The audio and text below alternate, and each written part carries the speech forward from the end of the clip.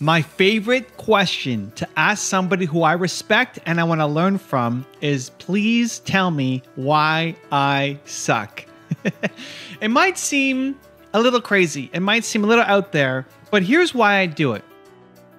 Feedback is so important for you to grow your business. You don't know anywhere close to everything you need to know to get to where you want to be.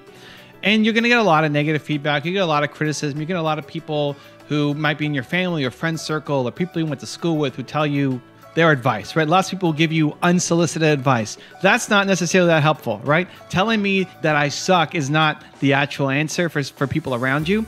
But when it's somebody that you respect, who actually has information to give you, what happens is people are afraid of hurting your feelings.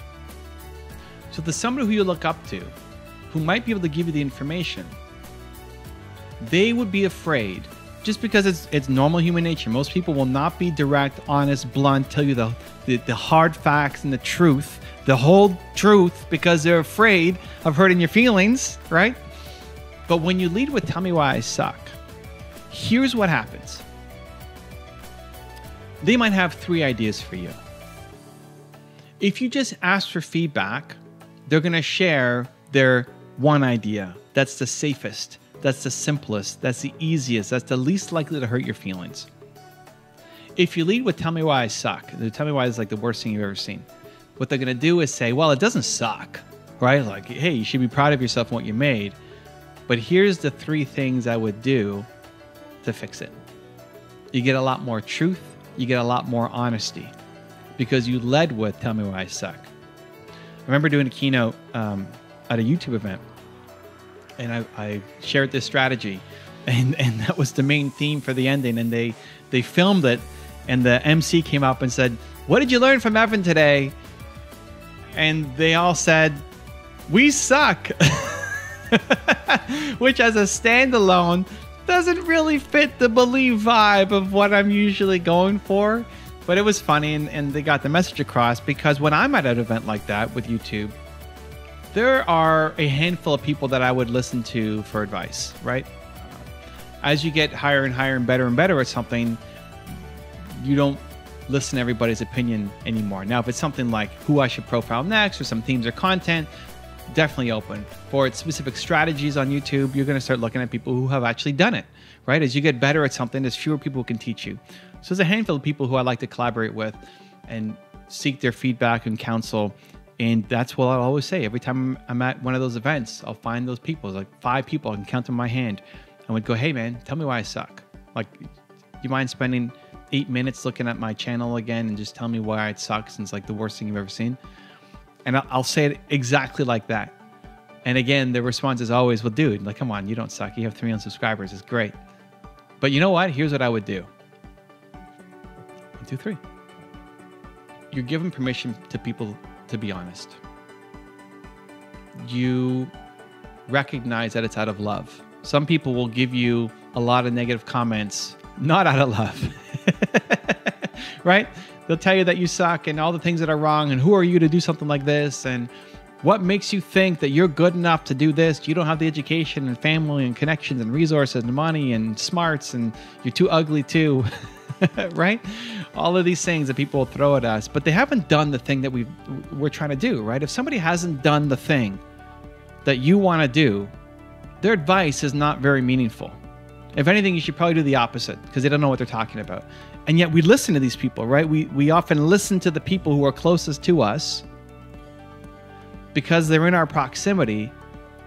But if they haven't done the thing, you know, just because you went to high school with them doesn't mean that their opinion means something on the thing that you're trying to do. Chances are they took their shot at one point and they didn't hit it, and now other people around them can't have success either. That's what happens a lot of the times. So their advice is meaningless. But when you find the person and you seek out people who have done the thing that you want to do, you have to give them permission to be 100% honest with you.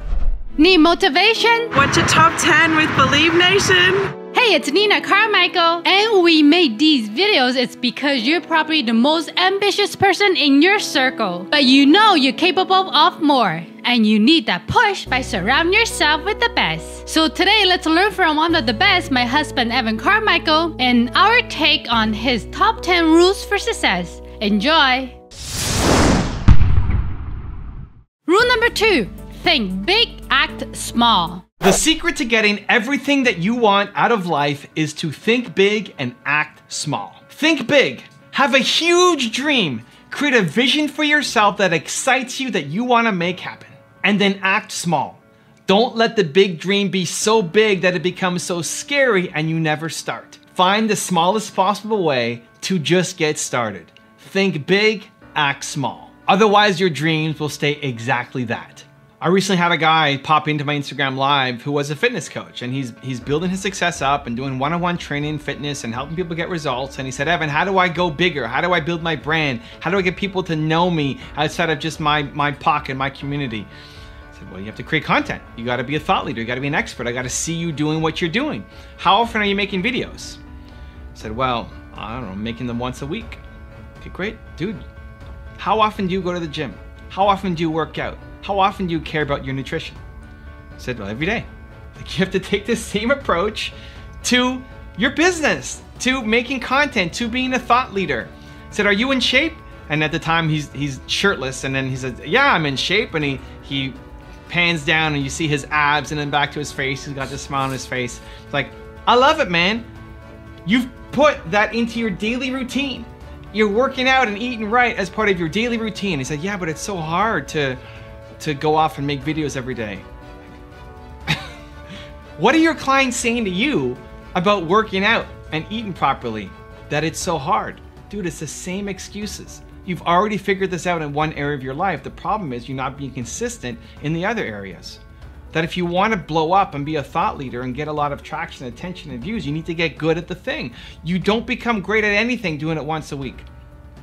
If you believe that you have Michael Jordan level talent at something, Michael Jordan wasn't practicing basketball once a week. You just will never get great at it. You have all of this untapped potential, all of this ability to go off and make a huge impact, but we never see it because you're doing it once a week. You just will never get good at it. You'll never get good enough at the thing if you're only doing it once a week. So he says, what do I do? Great, you put it into your routine. You already know how to do this. You just have done it for something else. All of you, you've already been consistent on something. Now make this next business goal part of your daily routine. It's thinking big and acting small. Most people think big and have this big vision of where they could go. It's amazing. I believe in your vision. I love you. I want to see you go off and crush that huge goal. I think you can do it. But then show me in your calendar where you take any action. Because most people are spending too much time just thinking, planning. You got to actually get going and doing it. Daily, consistent, small action. One video for my friend who's running his gym now, one video is not going to do anything. One video, one small act is not going to do anything. It's the accumulation of the daily videos that are coming out, the daily content, the daily improvements. That's where you start to build momentum. The biggest thing that's missing from most of your ideas is momentum, because you're thinking big, but you're not acting small.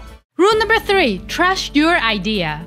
Great ideas flow through you. Teach yourself, train yourself that great ideas are flowing through you, that the idea that you just came up with, that you've been thinking of, that doesn't make any sense, is great, is amazing, and is right for you, because quite often, the ideas that come to you don't make sense, are not practical. Someone like you shouldn't do it. And whenever your head and your heart are misaligned, whenever your heart wants to do something, but your head tells you that you can't do it, if you listen to your head, you'll stay small. If you listen to the practical reasons why you can't do it, then guess what? You won't do it. You'll stay stuck, you'll stay small, you'll stay crushed for life, knowing that you're capable of more, but never going after it. So trust that great things flow through you. Trust that this thing that just came into your mind, if you're feeling bold, ambitious, confidence, in service, that it's the right thing for you and you need to go and chase it down. Rule number 4, be present. I was in New Mexico and I was doing, on Super Bowl Sunday, my workshop. And it was the smallest group on our tour. And we were talking about morning routines. And there was a woman there and I asked her, what's the most important part of your morning routine? And she said, prayer. I said, so you pray, how often do you pray? Every day, every day, every day. She prays, perfect. How often do you feel the prayer? How often do you feel the connection? And how often are you just saying the words? And she said, like half the time. Great. Other people might look to her and say, well, look, you do it every day. Even for herself, she might look at herself and say, great, I did it every day. As achievers, we like to check the box, right? You like to check the box, say, I did it, I did it, I did it, I did it, I did it. I prayed, I watched the video, I read the book, I brushed my teeth, whatever. You have your checklist and you did it, right? And you feel great that you did it.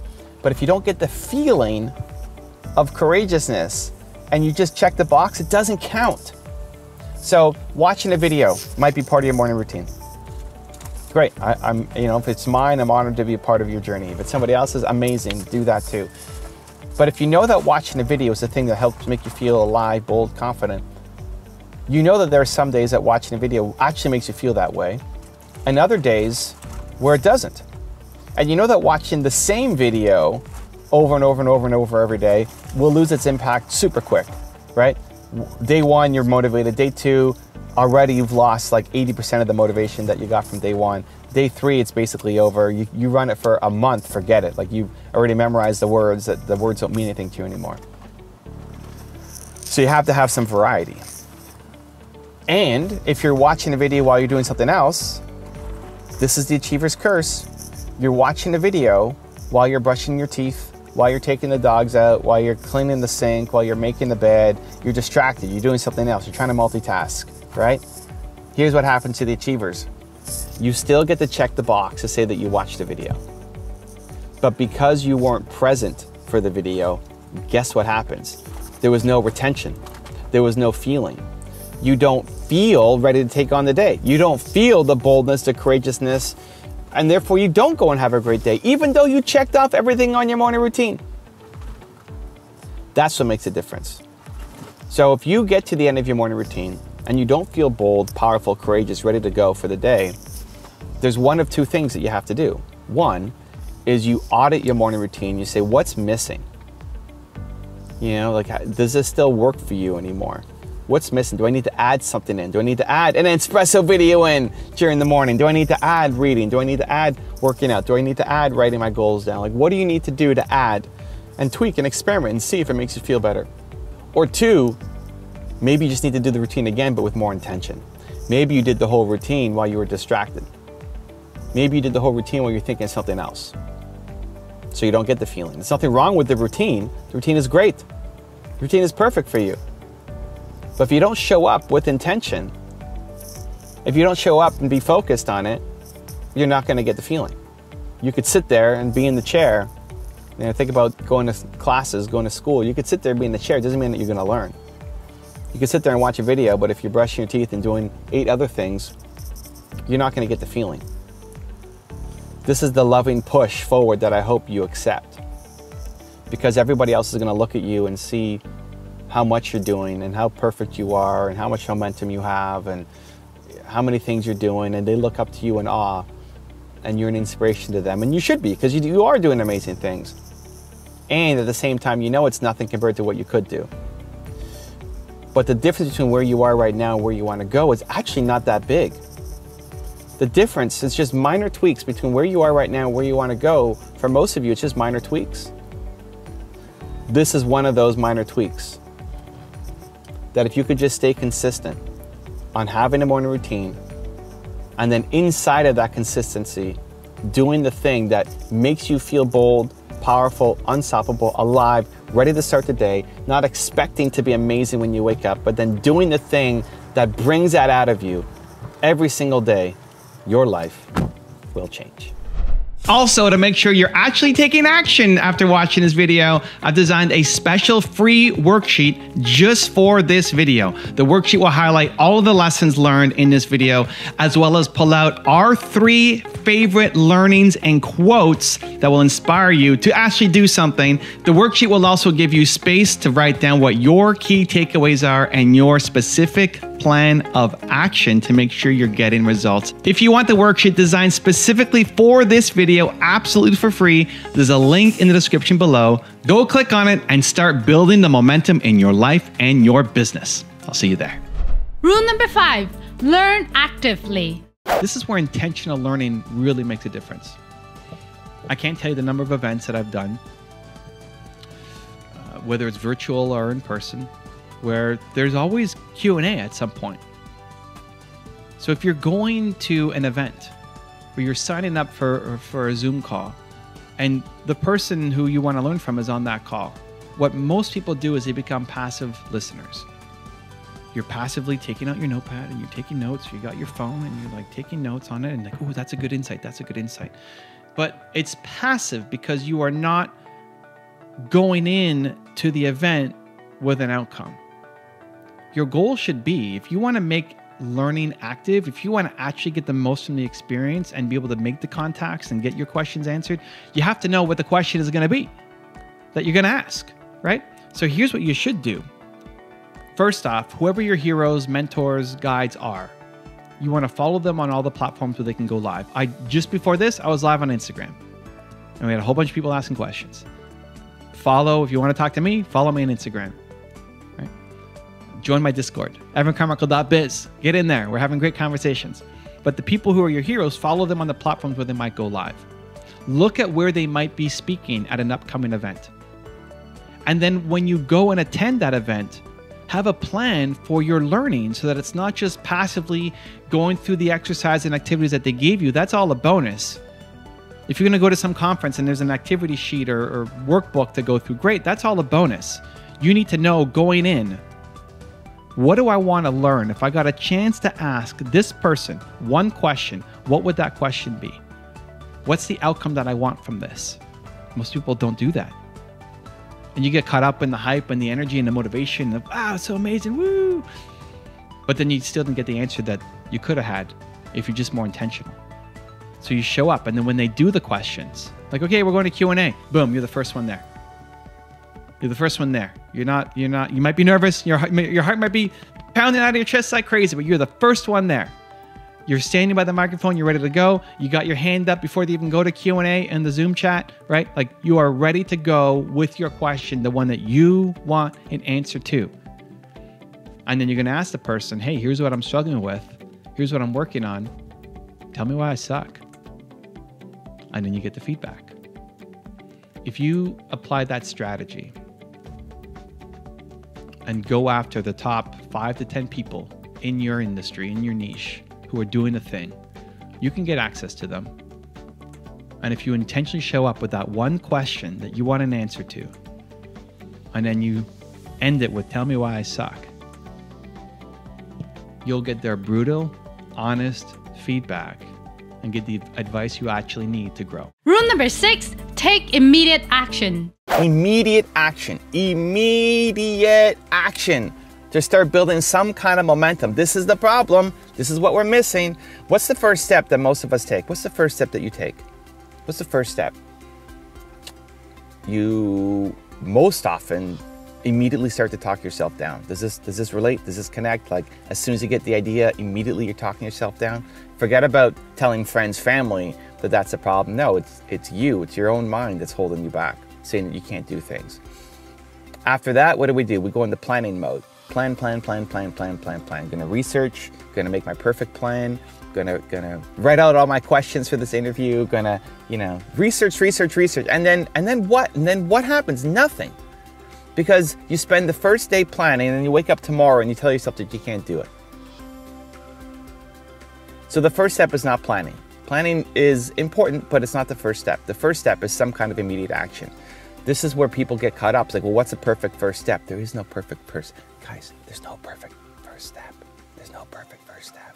Go make, go create, go do something. Like something, anything. You want to write a book? Take out your notepad, let's say typewriter. Who uses a typewriter? Your laptop, your computer, whatever.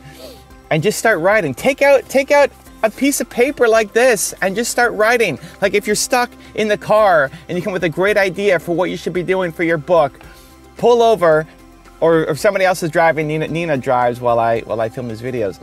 Take out a piece of paper and just start writing on this. You may think, but this is nothing, and you're right.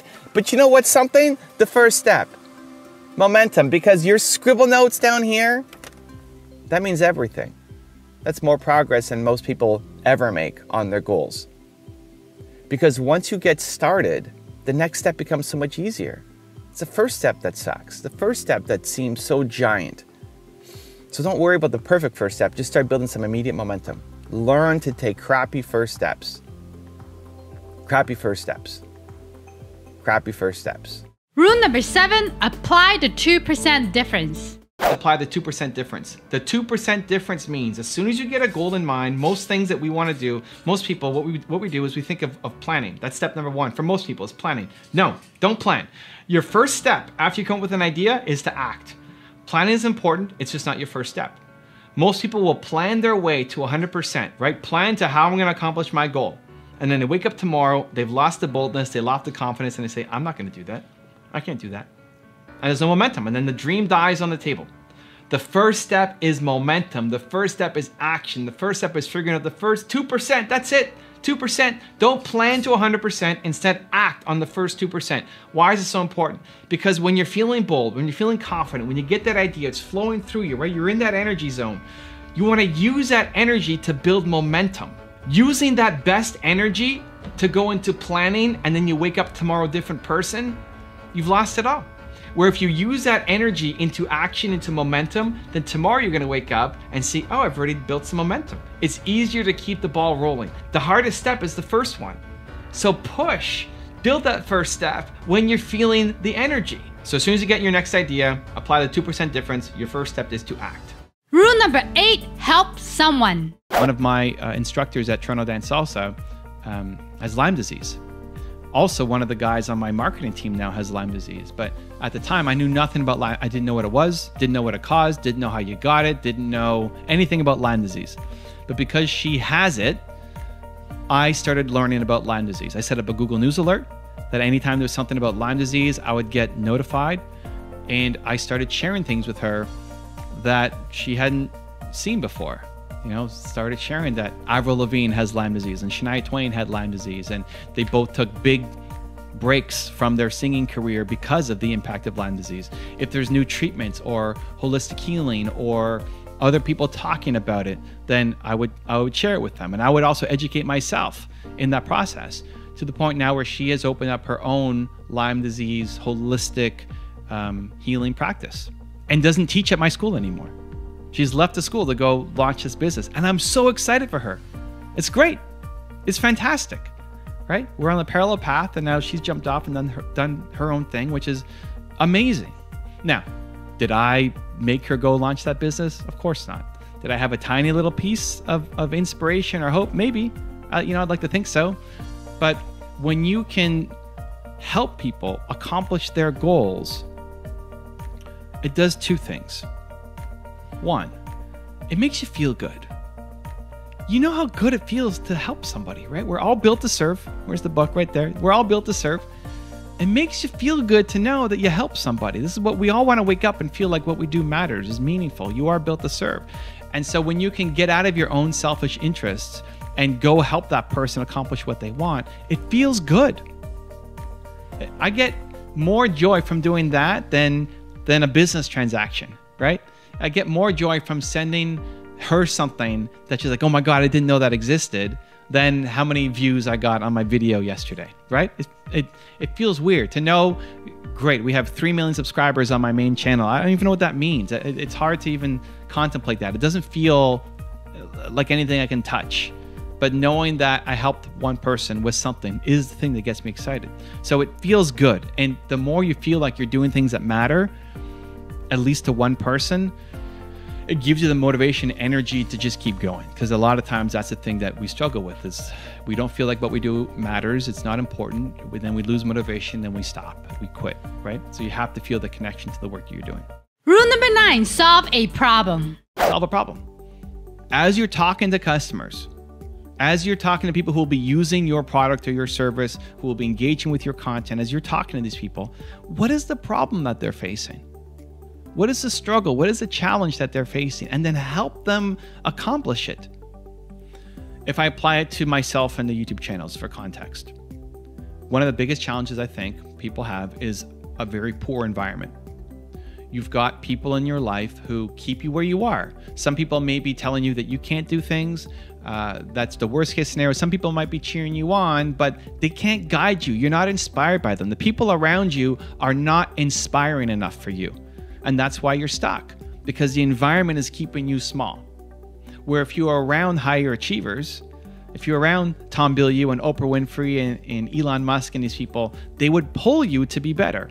And so that's the biggest problem that I see the entrepreneurs that I love helping. Is you know you're capable of more. You've got this big mission inside you. You've got the heart and the care and the willingness to serve. You've got everything, but you're not being pulled forward by anybody.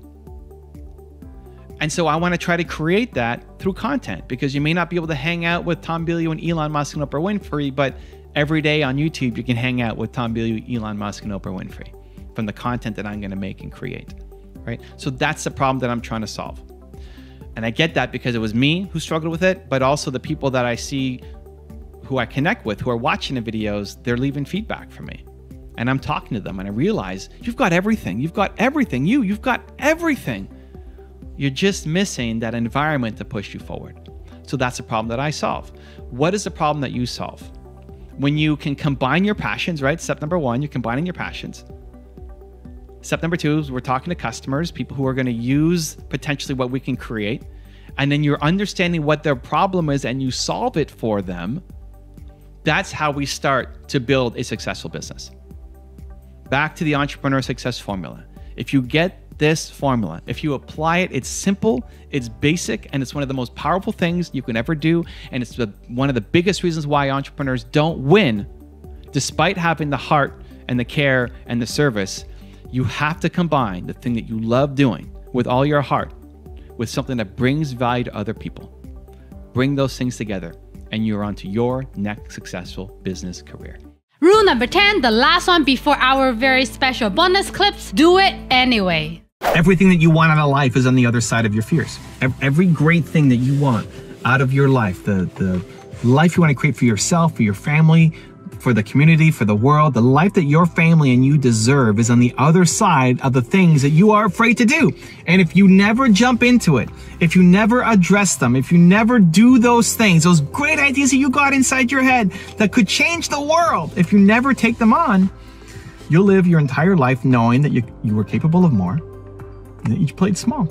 You might have convinced yourself of all the reasons why you can't do it, but really deep down, it's just fear and you played small. And we need to change that in this video. I just came back from doing an event this weekend. It was virtually, where I spoke in front of a couple thousand people. And just before going to speak, my niece was in the other room and she asked me, "Hey, are you nervous? Are you nervous about the speech you're about to give?" I didn't have any slides. I was set to speak for almost an hour. And I had one or two thoughts that I wanted to make sure I got out. And I just wanted to jam with the audience. My favorite thing to do isn't just to give a prepared speech, but to try to bring as much value based off of the people in the room and get their questions and answer them. And so she said, aren't you nervous doing that live with no slides? Like, are you nervous? Like, yeah, I'm nervous. And I do scary things. If you look at your calendar for the next month, look at it. Look at what you've got booked in your next calendar. If there's nothing in there that scares you, I believe that you hate your life. That just means that you're doing the same thing over and over and over again, right? You're photocopying your life over and over and over and over and over and over. Every day is the same. If there's nothing in your calendar that scares you, everything is the same. People ask me all the time, they message me and say, how do I remove the fear? How do I get rid of all the anxieties? Like, well, you don't all the way. Having too much anxiety, sure, but you don't want a life with no stress, with no anxiety, with no fear. That means you're repeating the same day over and over again. You would hate that life. You'd be bored out of your mind. You'd be bored out of your mind. So you don't want that life.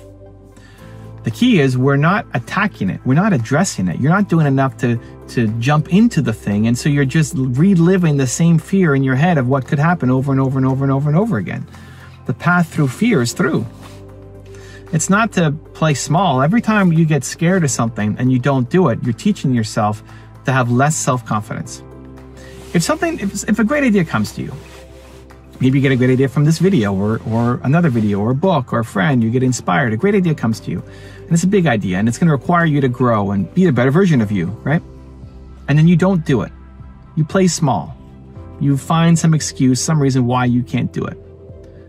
What you're doing every time that happens, what you're doing is you're teaching yourself that you play small. You're teaching yourself to have less confidence in yourself, less belief in yourself, that you're not capable. You're teaching yourself in these moments every time that you're not capable of doing these things. I'm somebody who can't do this. That's even if you don't say it out loud, that's what you're teaching yourself every time that you play small and you don't do the thing. You need to start to flip it. You need to start to show yourself that you do difficult things, that you take on challenges, that you jump into the fear. Whether it works out or not is not the issue. Whether you get the result or not is not the problem. It's, did you try? Did you put your best effort in? I'm a big believer that you have a big mission, a big vision, a big thing that you're trying to accomplish, and it's inspiring. Why do you do the work that you do? Because you're trying to make the world a better place. That's what we as entrepreneurs want to do. That mission is inspiring. It's amazing. It gets you up out of bed. But sometimes it's too big. Sometimes you think, well, who am I to go off and do that? Sometimes you think, well, other people should do that who have more money and more funding and more skills and more knowledge and more resources. I can't. Who am I? I can't do that. And so on some days, the big why is actually too big. When you're trying to motivate yourself to get going and take action, the big why might be the greatest thing of all time, but sometimes it's too big. That's where you need the little why. Big why and the little why. When the big why seems too big, you use the little why. What's the little why? The little why is the small daily little comments that you get, the little pieces of feedback that you get. For me, the little why is people who read my book. I'm trying to find a copy. People who read my book and then they message me. For people who leave comments on my YouTube channel, like you guys who comment down below, we read them. For people who DM me on Instagram, that's the little why. It's knowing that the work that I do has an impact. Because a one-off comment doesn't mean a lot in the grand scheme of things, but I know that I hit one person. However many views this video gets, the people who comment are way less than the number of views, right? That's always the case. And sometimes the views don't make sense. I mean, the idea that I get a couple 100,000 views a day on my YouTube channel doesn't make sense. What does that even mean? I don't know. But seeing somebody comment to say, this video had a big impact on my life. Thanks to this video, I'm taking action in my business today. Like that's deep and meaningful. That's the little why. So find the little why version in your business. You may not think that you're capable of accomplishing some big thing every day, but knowing that you help one person can give you the motivation to get up and do it again tomorrow and again tomorrow and again tomorrow. Big why, little why. Don't spend money until you're making money. Teach yourself that at the beginning of your venture, you are not going to spend your money until you're actually making money. What are you going to do? You're going to invest your heart, your hustle, your energy, your drive, your motivation, but you're not investing your money until you're making money. People say, well, don't you need money to make money? Like, no, you don't need money to make money. You need your energy. You need your resourcefulness. As soon as you focus on resources as being the problem, you've lost. It's never a lack of resources. It's a lack of resourcefulness. It's you feeling that it's a lack of resources that is the problem. And that prevents action, that prevents forward motion, because you feel, hey, if I only had X amount of money, then I would be able to do this. There's always a way to start smaller. There's always, today, you could do something today, some small step today, to move one little step closer towards achieving your goals. And it's that inaction due to a lack of resources or perceived lack of resources that prevents people from actually accomplishing their goals and reaching their mission. That's what happens. So there's always a smaller way to get started. And to teach yourself, especially at the beginning, that you want to be more resourceful, that you don't want to spend your money until you're making money. So instead of focusing on how you can spend money that you don't have, think about how can you do something with what you do have. And to invest your heart, your energy, your time, your hustle, your drive, but not your money until you're making money. So how do you do it? What are some of the steps? Well, step one is you dream big, but you act small. Dream big, act small. There's the big mission you've got is amazing. That's what's going to fuel you. You don't want to feel like every day you're waking up and doing something small. You've got this big drive, this big ambition. It's awesome. And act small. Like today, do something. Instead of waiting for venture capital or somebody put you on or to co-sign you, just do something. Dream big, Most of us never take control of our self-talk. You don't take control of the thoughts that you have about yourself when you're by yourself. It doesn't even matter as much what our parents think, what our friends think, what our husband or wife thinks. It's you. You're the problem. You think negatively about yourself. You are not consistently filling yourself with thoughts, with positivity, with ambition, with courage. The default pattern is one of mediocrity, of one of I can't do this, one of lack of resourcefulness. And so that's what you live. And it's possible to change. And in making that shift and making that change, you become an entirely different person. We talk about how do you become the best version of yourself? How do you live your life? How do you show up as that proud version? This is it. It's taking control of the automatic self-talk that you have to yourself, even if you don't actually talk to yourself, even if you're not saying, Evan, you're an idiot. Right? Evan, you can't do that. Even if you're not saying those things out loud, you're feeling those things. It's at a subconscious level. And this is where you're playing small and limiting yourself. I'm afraid a lot, and I used to let that fear dominate me.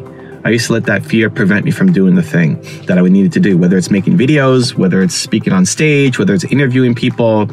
I don't believe in being fearless. I think if you're fearless, it means that you are just doing the things that are inside your comfort zone. You're photocopying your life. I think if you're fearless, you actually hate your life because you're just doing things that you know how to do. I think fear is a great thing.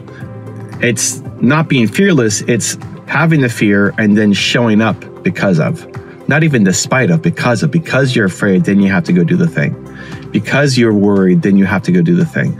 Because you're afraid of somebody's judgment, then you have to go do it just because, just to teach yourself that you do it. So for me, speaking on stage, doing interviews, making videos were the three that I struggled with the most. This is a guy who's made 10,000 videos, has spoken in front of thousands of people, have done interviews with some of the biggest people on the planet. I'm still afraid every time. I'm still afraid every time.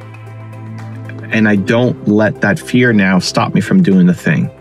I'm still, I had Tony Robbins on my channel, and I had him on 3 years or 2 years before, but I'm still nervous to have him on. My heart's still beating like crazy. I'm still an emotional wreck the day of. I'm still not focused on anything else. I can't do any other work. I can't make any other videos because I'm stressed about the interview going well. I still worry about these things. It doesn't go away. There's just levels to this. And I still want to show up. Where old Evan, younger Evan used to find a reason why I couldn't do it. Find a reason why I couldn't show up. Live in the fear and justify it as an actual reason or excuse, but deep down, I was just afraid. Think about your reasons. Like, why can't you do this thing? What are you telling yourself that you can't do? Really deep down, it's just a fear. You're just afraid. There's no really good reason. You've convinced yourself there's a reason, but deep down, you're just afraid, right? If you're actually honest with yourself, you're just afraid. Living in regret sucks. Imagine you are 95 years old, you're looking back on your life at this moment, on this day, realizing that you could have played bigger, you could have done more, you had more potential, you had an opportunity in front of you, you could have done something, and you didn't. You didn't because you were afraid, you came up with some reason that you actually believed that was really an excuse. You played small, you didn't accomplish your goals. Now you're 95 years old and it's over and you can't do it. You're not physically or mentally able to actually do it. The more you can actually feel that today matters, that you want to stop living your life by other people's opinions and stop living with the fear of regret. Stop having that thing hang over your head that you could have done something and you were too afraid to do it. The more you can actually feel that, it can push you to actually take an action, because otherwise you live the life that everybody lives, that most people live. Most people regret their life. Most people regret not the things that they did, but the things that they didn't do. Regret the ideas that you had that then you saw somebody else make a ton of money off of. You regret the conversations that you wanted to take, but you are too afraid to go introduce yourself. Like, we live in this zone of regret. Already you can feel it. Look back to things that happened last year, 2 years ago, or 5 years ago. Like, you wish that you showed up a certain way. You wish that you had more courage, more boldness, and you didn't do it. You didn't do it. And the point isn't to beat yourself up over that. The point is to use that as courage to go do something today towards accomplishing your goals. I used to use the fear of regret a lot when I was when I was younger, especially, to get myself to take action. The biggest decision of all, the hardest decision of all, was to, when I was 19, not take the $100K a year dream job that I thought I wanted, to go become an entrepreneur, make $300 a month, own 30% of a company. That was the hardest thing ever. And the thing that gave me the courage to do it was the fear of regret. And Jeff Bezos has a great regret minimization framework, he calls it, where basically he tries to project out to being, you know, that old man and living life with as few regrets as possible. So I asked myself, what will I regret more? Will I regret more saying no to my dream job and making 6 figures and traveling around the world? Or will I regret more saying no to this business and just not knowing? And I thought, you know what? I can always go get another job. It may not be the same job. It may not be the same company. It may not be the same opportunity. It may not be as much money. It may not be as much travel. It may not be this perfect job. But I could get another similar job. I felt like I could get another similar job. This business idea, this business opportunity, I didn't know that I would ever have this chance again. And so I said, you know what? Even if the most likely outcome is failure, I didn't think it was going to blow up. I didn't know that it was going to work out or not. Even if the most likely scenario is failure, I still have to do it because I don't want to live with regret. And I told myself I would rather know and fail than not know. The number one way to deal with negative people in your life is through empathy. It's empathy. It's not hating them back. It's not spreading negativity. It's not reminding yourself that you're better than them. It's empathy. And it's not even just feeling bad for them. It's actually connecting to them. Let me explain. I default to assuming that people are good. This is a wild idea. People are good. Humans are good. I've done the WHO exercise, the year 1 word exercise, helping people find the most important core value with so many people. And it's always something positive. I believe that 99.9999999% of people are good. There's a tiny percentage of people who enjoy killing people and maybe have a few screws loose up here. But for the most part, we're good. Everybody has dreams. Everybody has ambitions. Everybody wants to serve. Everybody wants to be in a better place than where they are right now. The problem is, a lot of people are afraid. A lot of people are in pain. A lot of people are struggling. A lot of people are suffering. A lot of people have tried. They took their shot and it didn't work out. And because they're so in pain, now they don't want other people around them to have success either. Because if they took a shot and it didn't work out, they don't want to own it, that it's on them. But if you then go off and have success, you start achieving your goals, what does that say about them? Right? It's not that the world is rigged against them, it's that they actually suck.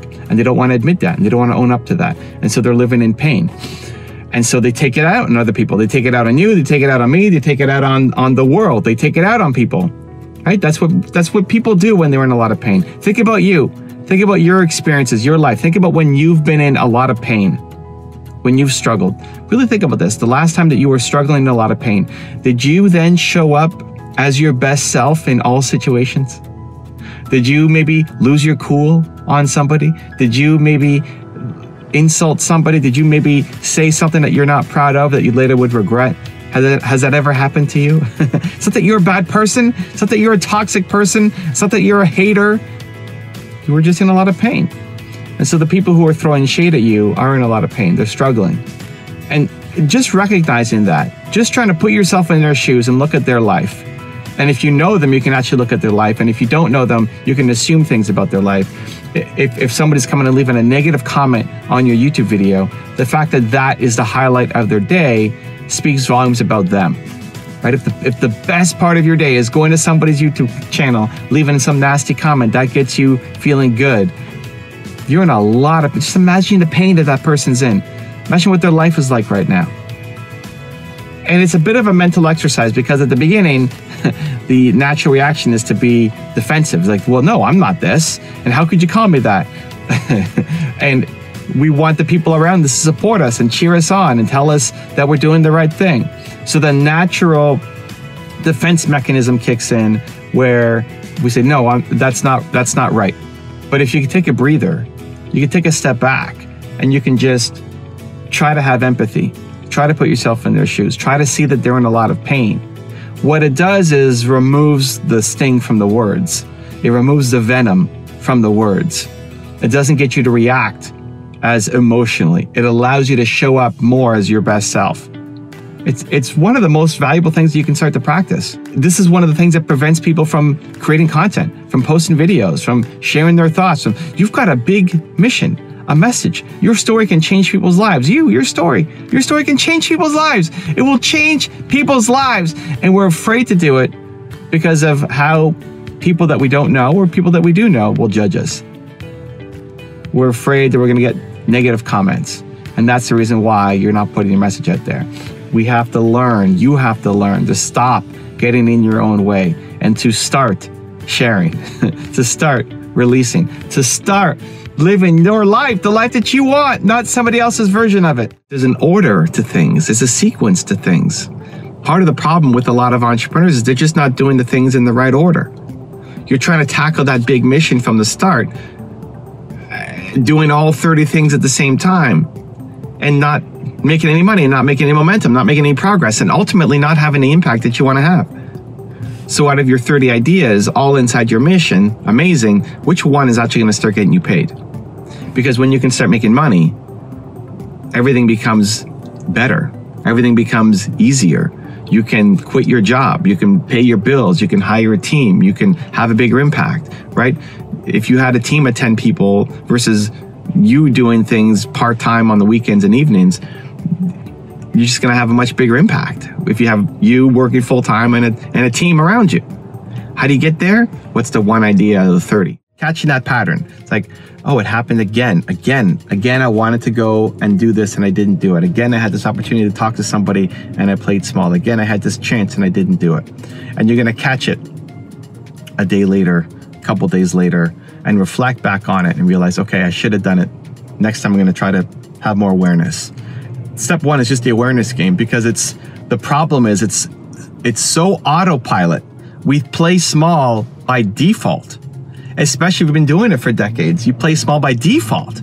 So it's so ingrained, so natural, so autopilot that we have to slowly shift out of autopilot zone. Eventually what's going to happen is you're going to catch it in less than a day. You're going to catch it a couple hours later. Then you're going to catch it an hour later. Then you're going to catch it 10 minutes later. Then you're going to catch it 5 minutes later. And then step number 2 is you're going to get to this magical moment. You're going to get to this magical moment where it's about to happen. You've caught it. You've caught your small thinking. You've caught your scared thinking. You've caught your excuses thinking. In the actual moment that it's happening, this is a magical spot right now, because you're actually calling yourself out on your own BS right now.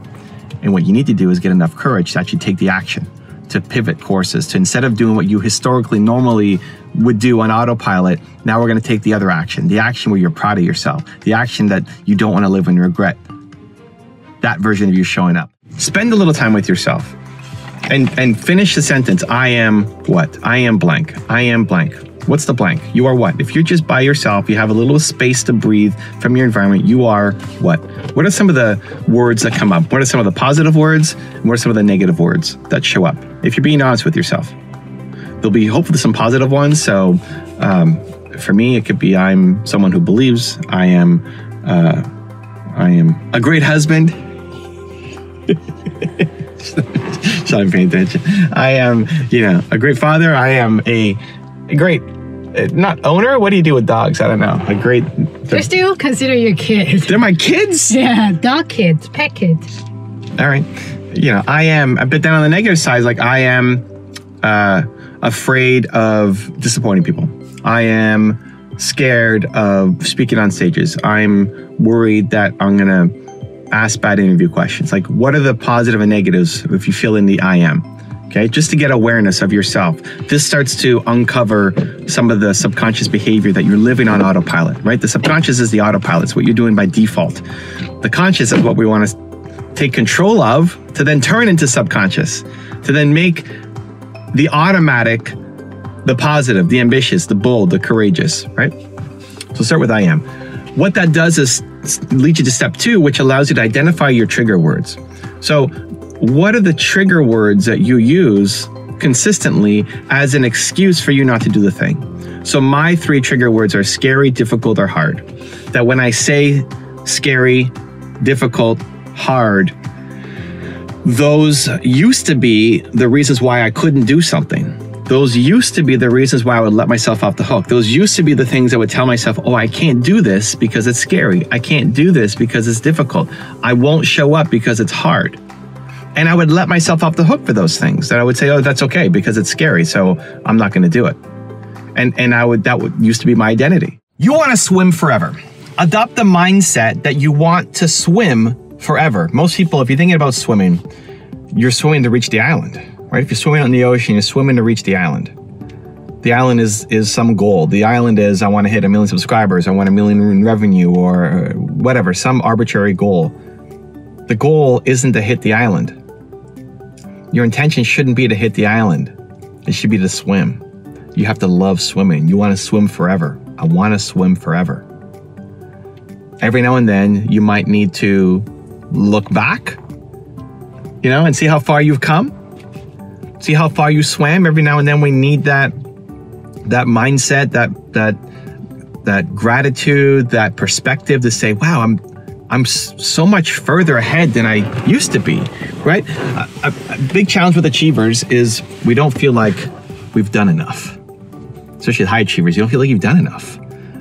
And that can often be a drive forward, but sometimes it's so overwhelming that it actually puts you in a negative state where it prevents growth.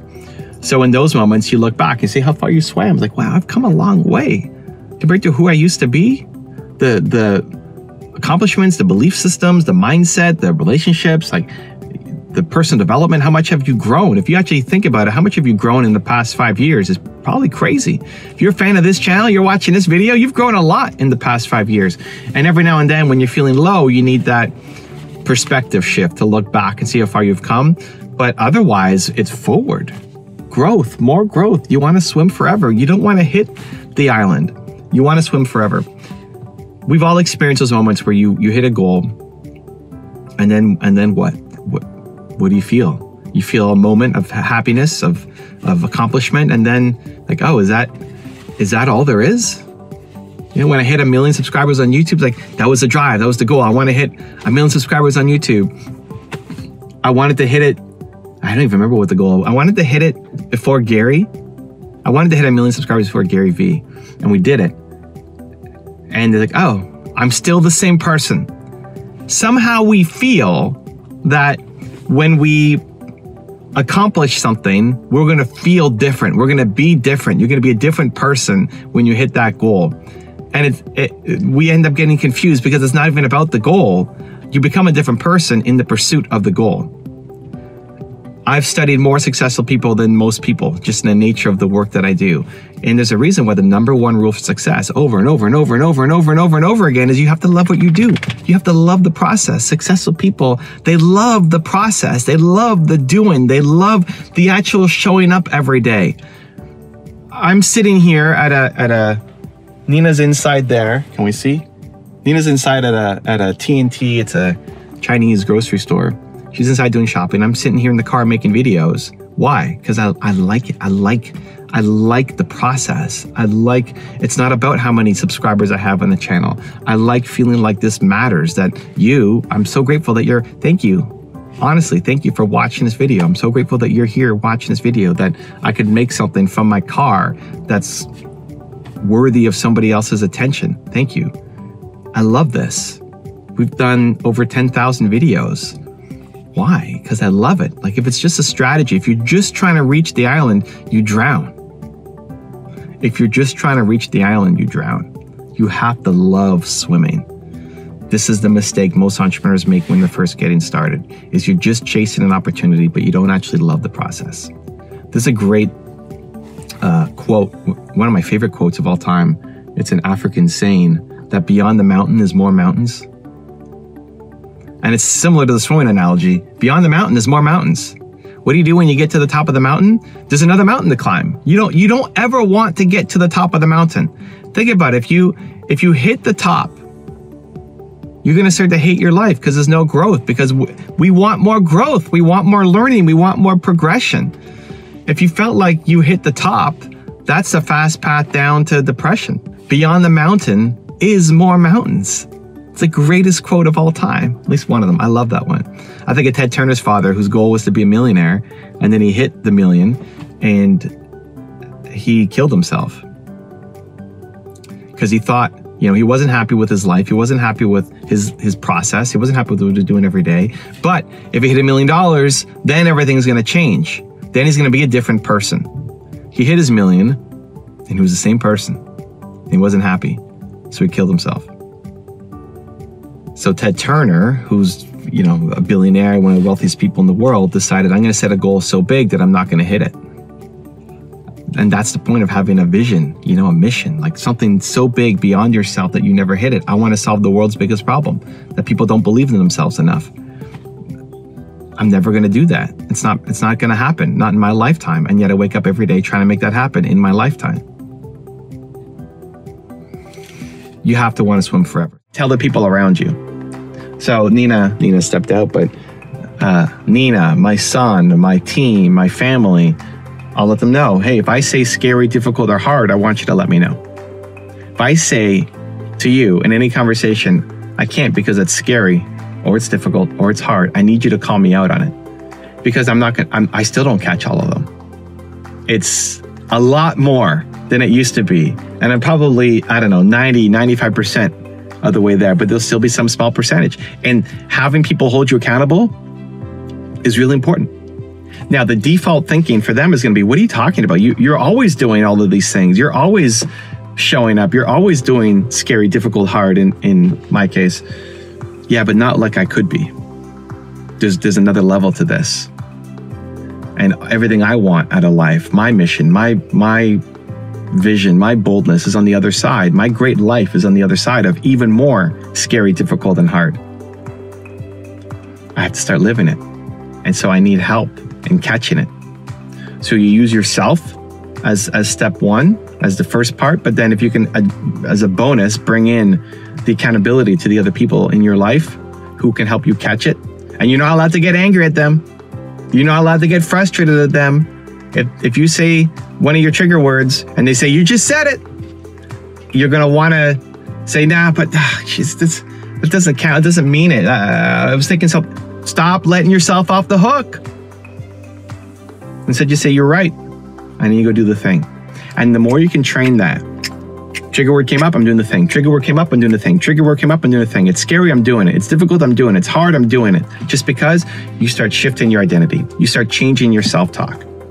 Now you start to become the person that you're proud of. You start to become the person that you say you want to be. You start to actually become the person. You've become the best version of you. Inflict so much pain on yourself, a future regret, that if you don't do this thing, how painful it's going to be for you, how you're going to regret it your entire life, that it forces you into action to do the thing that will make yourself proud, that will build the life you want, that will help create the dream that you know you're capable of doing. Spend 5% of your time planning, strategizing, thinking, and 95% of your time doing.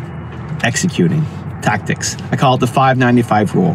5% of your time thinking, planning, strategizing, and 95% of your time actually doing.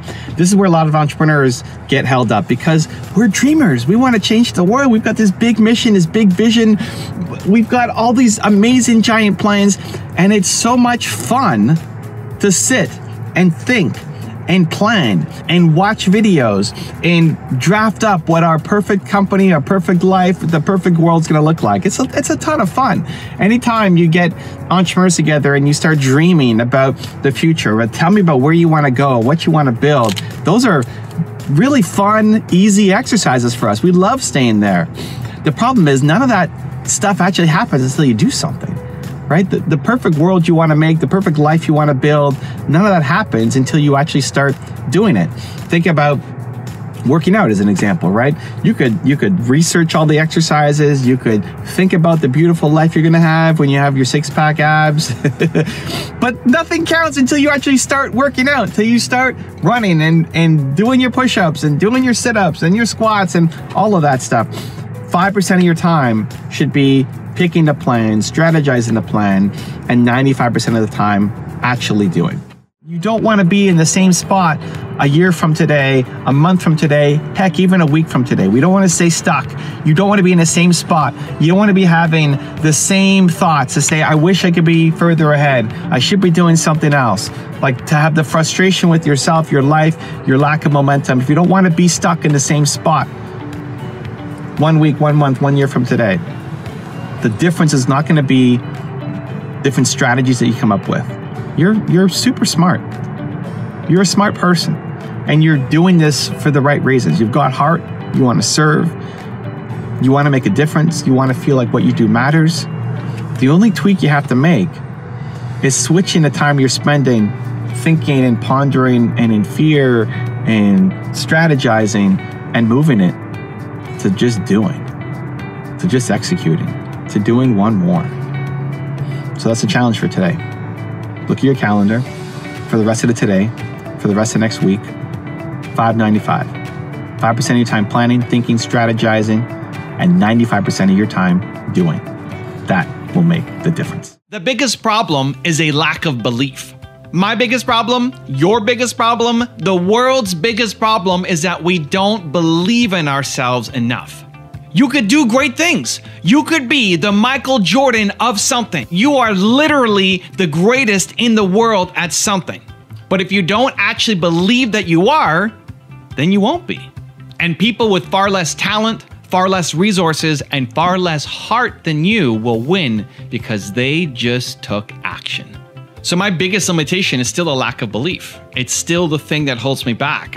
I believe in my ability to do what I've already done, but not to do the next thing.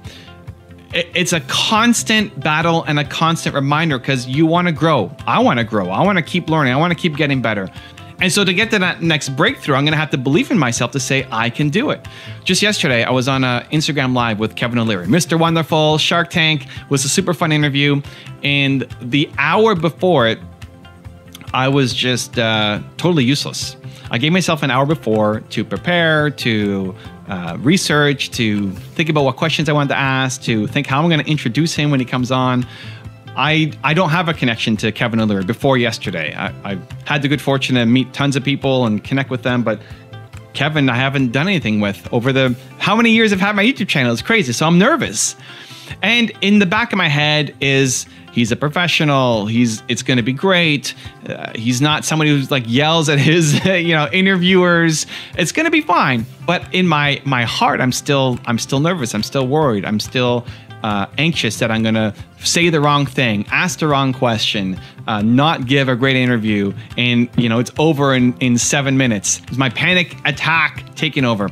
And so that hour before the interview, I was completely useless. I kind of went over at least 10 times how I was going to introduce him and some of my key questions that I was going to ask him. And then I just basically wasted time. I wasn't in the right mindset to be able to go and do anything else. I couldn't even do Instagram DMs or emails because I was too distracted thinking about this thing that was coming up. But what's the alternative? Whenever you face those doubts, whenever you face those fears, the alternative is saying no. The alternative is, I can't do it. I'm busy. Find some excuse, right? Evan of 10 years ago probably would have backed out of it, would have found some reason why I couldn't have done it. I'm busy. Find some reason. I want to teach myself that I do scary things, that I do difficult things, that I lean into the thing. If I don't believe in myself enough, then I have to go do the thing to show myself that I believe in myself. You can say all day long, I believe in myself, I believe in myself, I believe in, but if you don't do the thing, you won't believe in yourself. And so you do it scared. You do it when it's hard. You do it when it's difficult. Even if I go on the live and just say the wrong thing to Kevin and insult him, or he leaves or something happens, the fact that I showed up with a positive intention, with the goal to try to make this a great interview, is enough for me to pat myself on the back and say I did it. Now, the interview ended up going great. At least I thought it went well. We had a good conversation. We talked about his new business. I made a new connection. He now follows me on Instagram. It was a fun time. And logically, you might be watching and thinking of, well, of course it's going to work out. You've done all these interviews. And logically to myself, it's the same thing. Of course it's going to work out. I've done all these interviews and with harder people to talk to than Kevin O'Leary. But in the moment when it's your fear talking, the logic isn't enough to get you through it. At least for me, it's the boom, boom, boom test that my heart's beating. Boom, boom, boom, boom, boom. I'm nervous. I'm scared. I have to do it. That's how you start building confidence, belief, self-respect by doing difficult things. Number 1 is be surrounded by it. Be surrounded by the things that make you believe in yourself more. This is so critical because chances are the people around you aren't encouraging you to be more, aren't pushing you, saying you're capable of so much more. A lot of people have either haters around them, people telling them that you're never going to make it, be safe, be practical, go get this safe job over here, you can't go do that. Or people who might have empathy, might have some kind of understanding, but they don't know how to push you to do greater things. And so you have to be surrounded by the people who make you feel like more is possible. This is so critical. It's so important. It's why I make this YouTube channel. I want you to start your day with confidence and belief. So if this channel does it for you, great. Hey, every day I'm making videos. If not on this channel, I've got lots of other channels also making content. But if it's not me, then it's somebody else. If it's Dean's channel or Dean's books or Dean's podcast that makes you feel bold, confident, alive, powerful, then be surrounded by it as much as possible. Have it as a part of your regular schedule. Have it in your environment. Look at my environment here. Look at the people on the wall behind me. I walk into here and these people make me believe in myself more. From Steve Jobs to A.P. Giannini to my parents, Howard Schultz, Kanye West, these people make me believe in myself more. From the cell phone background that I have, can I load it up? It says, remember your intention. Remember your intention. Ah, you can see it. Hey, you can see it. It works. Remember your intention. It's a reminder for myself. My desktop background, the clothes that I wear, right? I feel like I'm Batman going to work. I feel like I'm a superhero going to work to try to change the world for the better every time I put this on. Now that might seem crazy to you. That might seem stupid, childish, ridiculous. Awesome. Go do you. But think about it, from your office environment to the screens on your phone and computer to what you wear, it impacts your psychology, it impacts your self-confidence. So you want to be around it as much as possible. Physical environment plus online environment, from the music you listen to, the podcast, the videos you're watching, to every day inject that belief into yourself. Step number 2 is fix your morning routine. Most people don't have a morning routine. So most of America doesn't have a morning routine. But if you're watching this video, you probably have some kind of morning routine. Most people wake up like an accident. You probably wake up and have a morning routine. And so your friends and family, people who look at you, they might even be in awe of your morning routine and say, how do you accomplish so much? And how you stick to that morning routine? You're the one that people are going to for advice on morning routines. But your morning routine is likely still broken. Do you know what the most important part of a morning routine is? It's not brushing your teeth. It's not, meditation. It's not even watching one of these espresso videos, as much as that breaks my heart. The thing that's most important in a morning routine is, do you get the feeling of belief, of unstoppable confidence, of boldness when you finish it? Too many people are just checking the boxes. Too many people are saying, well, okay, I'm gonna wake up, I'm gonna brush my teeth, I'm gonna read a book, I'm gonna work out, I'm gonna, great, check, check, check, check, check, check, check, perfect. You checked all the boxes, you did it. But you don't feel bold. You don't have confidence. You don't feel the belief. Why? Well, one of two reasons. One, either your morning routine is broken and you actually have to inject something in. You have to actually watch that video or make that call or do that meditation or say that prayer or whatever the thing is. You have to add something into your morning routine to get the confidence. Or two, your morning routine actually is okay. You're just not doing it with intention. So remember my cell phone screen here, right? Remember your intention. Remember there we go. Remember your intention. This is a constant reminder for myself to remember my intention. Your morning routine, you might have all the right pieces to it. And maybe watching a video is the thing that gets you feeling fired up and ready to go and have that belief. But if you're watching a video while you're doing something else, if you're watching a video while you're brushing your teeth or while you're planning out your day or while you're making your lunch or something else, and you've only got half your brain on it and you're not actually too focused on it, then great, check. You watched the video. You could check it off your morning list, but you don't feel the feeling. And if you don't feel the feeling, if you don't feel bold, powerful, unstoppable, confident coming out of your morning routine, then you need to immediately fix your morning routine for tomorrow. That's one of the single greatest things that you can do. Because if you woke up and did the thing that made you feel belief, confidence, boldness every day, if that's how you started your day, you actually felt that every day, your life is going to look dramatically different 1 year from today. I guarantee. Fix your morning routine. And step number 3 is pass the boom, boom, boom test. And the boom, boom, boom test is when your heart's beating. Boom, boom, boom, boom, boom, boom, boom, boom, boom. That's a sign to go. That's a sign to do. That's a sign of your beliefs in yourself being questioned. When I had Kevin O'Leary coming up on my show, boom, boom, boom, boom, boom, boom, boom, boom, right? Even having Dean on my show. I had Dean not too long ago on my show, and now I know Dean better. We've hung out in Puerto Rico. He's been on a couple times already. We spent some time together, so he's a closer friend than Kevin O'Leary, who I didn't know before.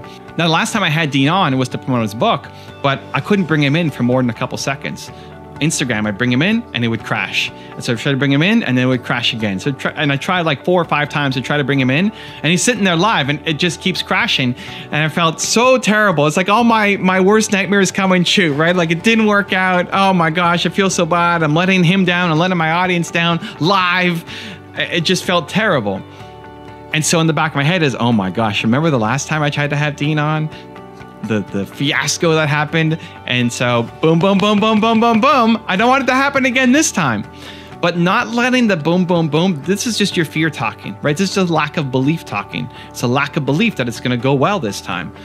You can't let that hold you back from actually doing the thing. And quite often what happens is you feel the boom, boom, boom, boom, boom, right? It's going like this, but then your brain will find some reason why you can't do it. Your brain will talk you down from doing the thing. It'll find a really logical, smart reason, because you won't believe a stupid reason. A really smart reason why you can't do the thing.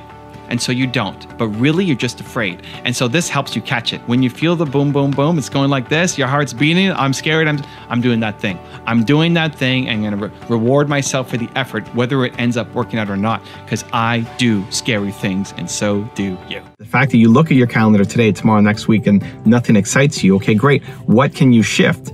And it may require a wholesale change. It may require you doing some drastic thing, but more likely, you could probably just do one small shift.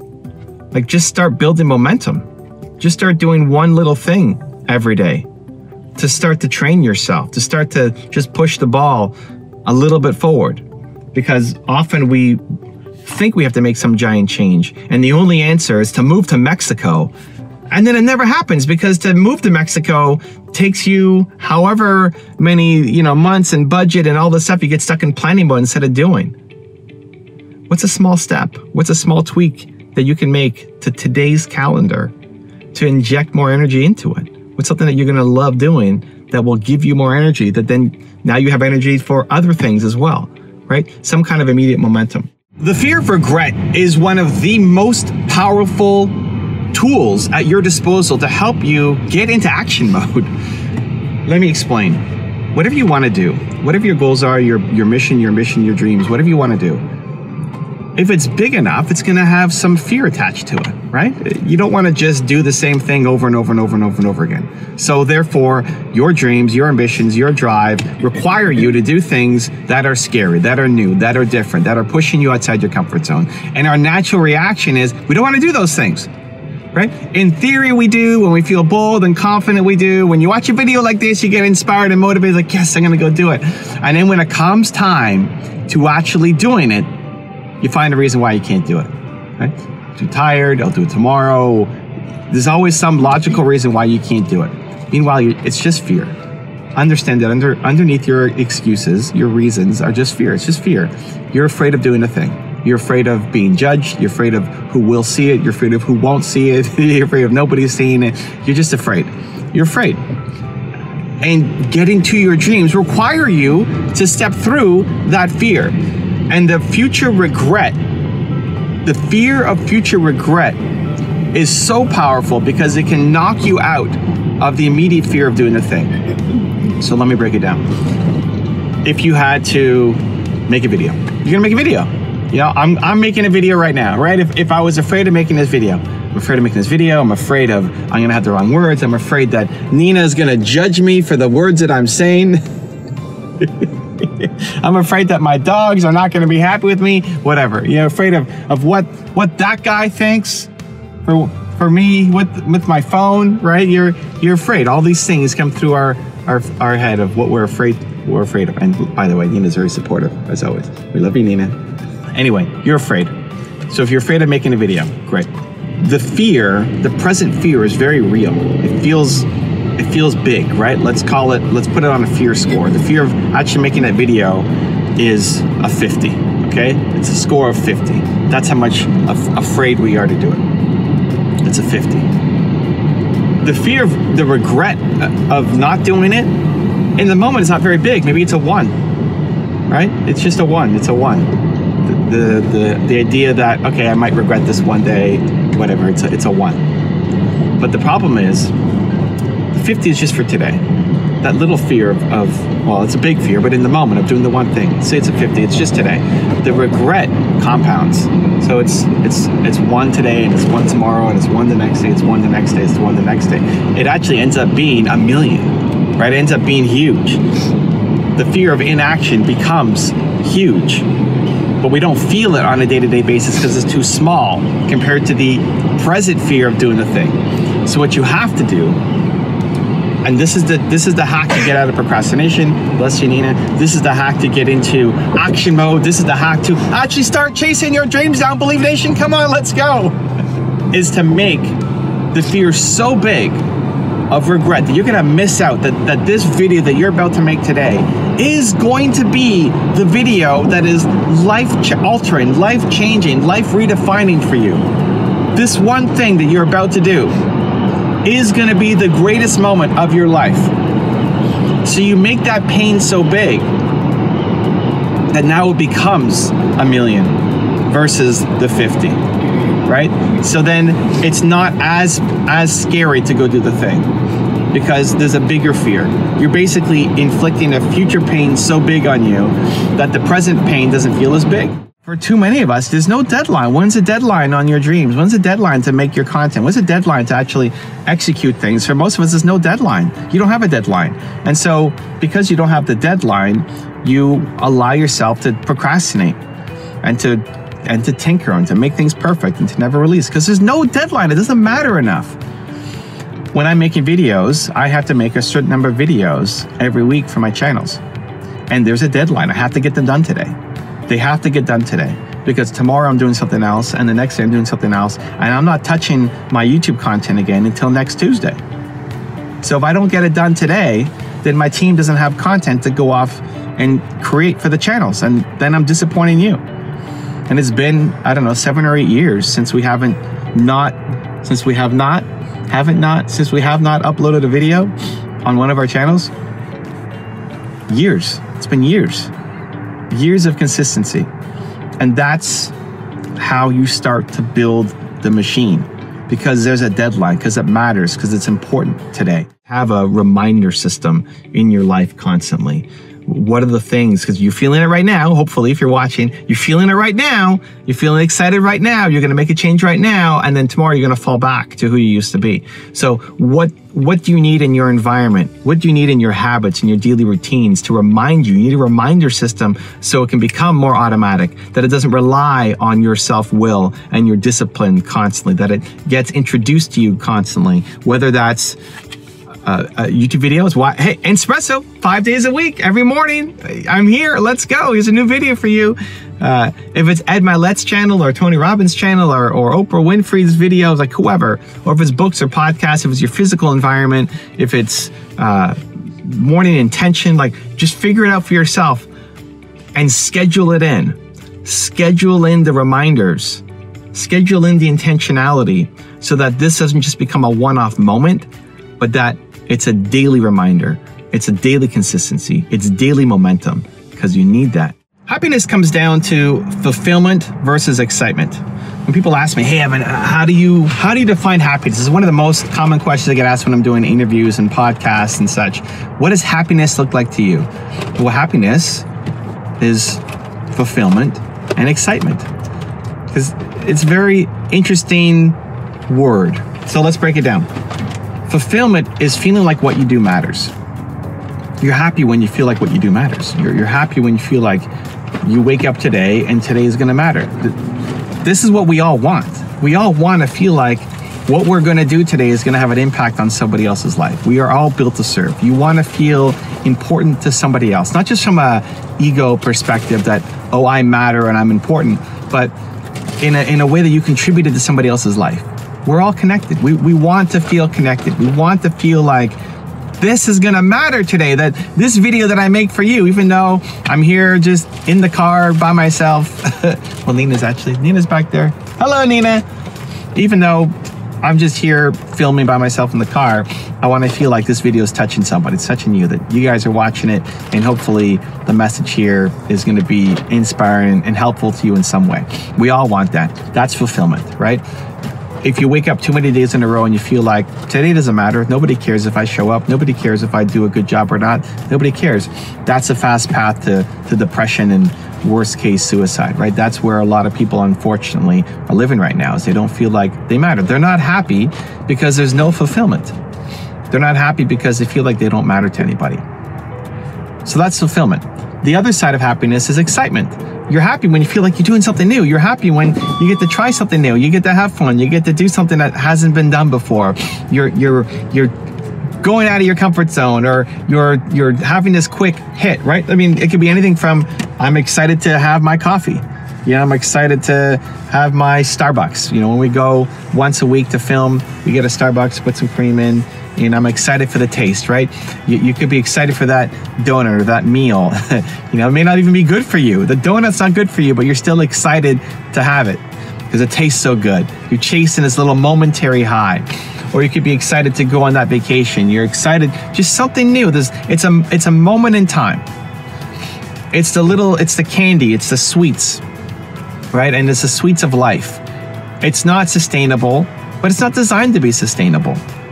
It's these little moments in time that make us happy. And that's true too, but that's why it's excitement. Jumping from an airplane, you know, it's exciting. It's not sustainable. You're not gonna show up every day and fall from the airplane all day long, right? And so I think where a lot of people struggle, a lot of entrepreneurs especially, is we're chasing the excitement only.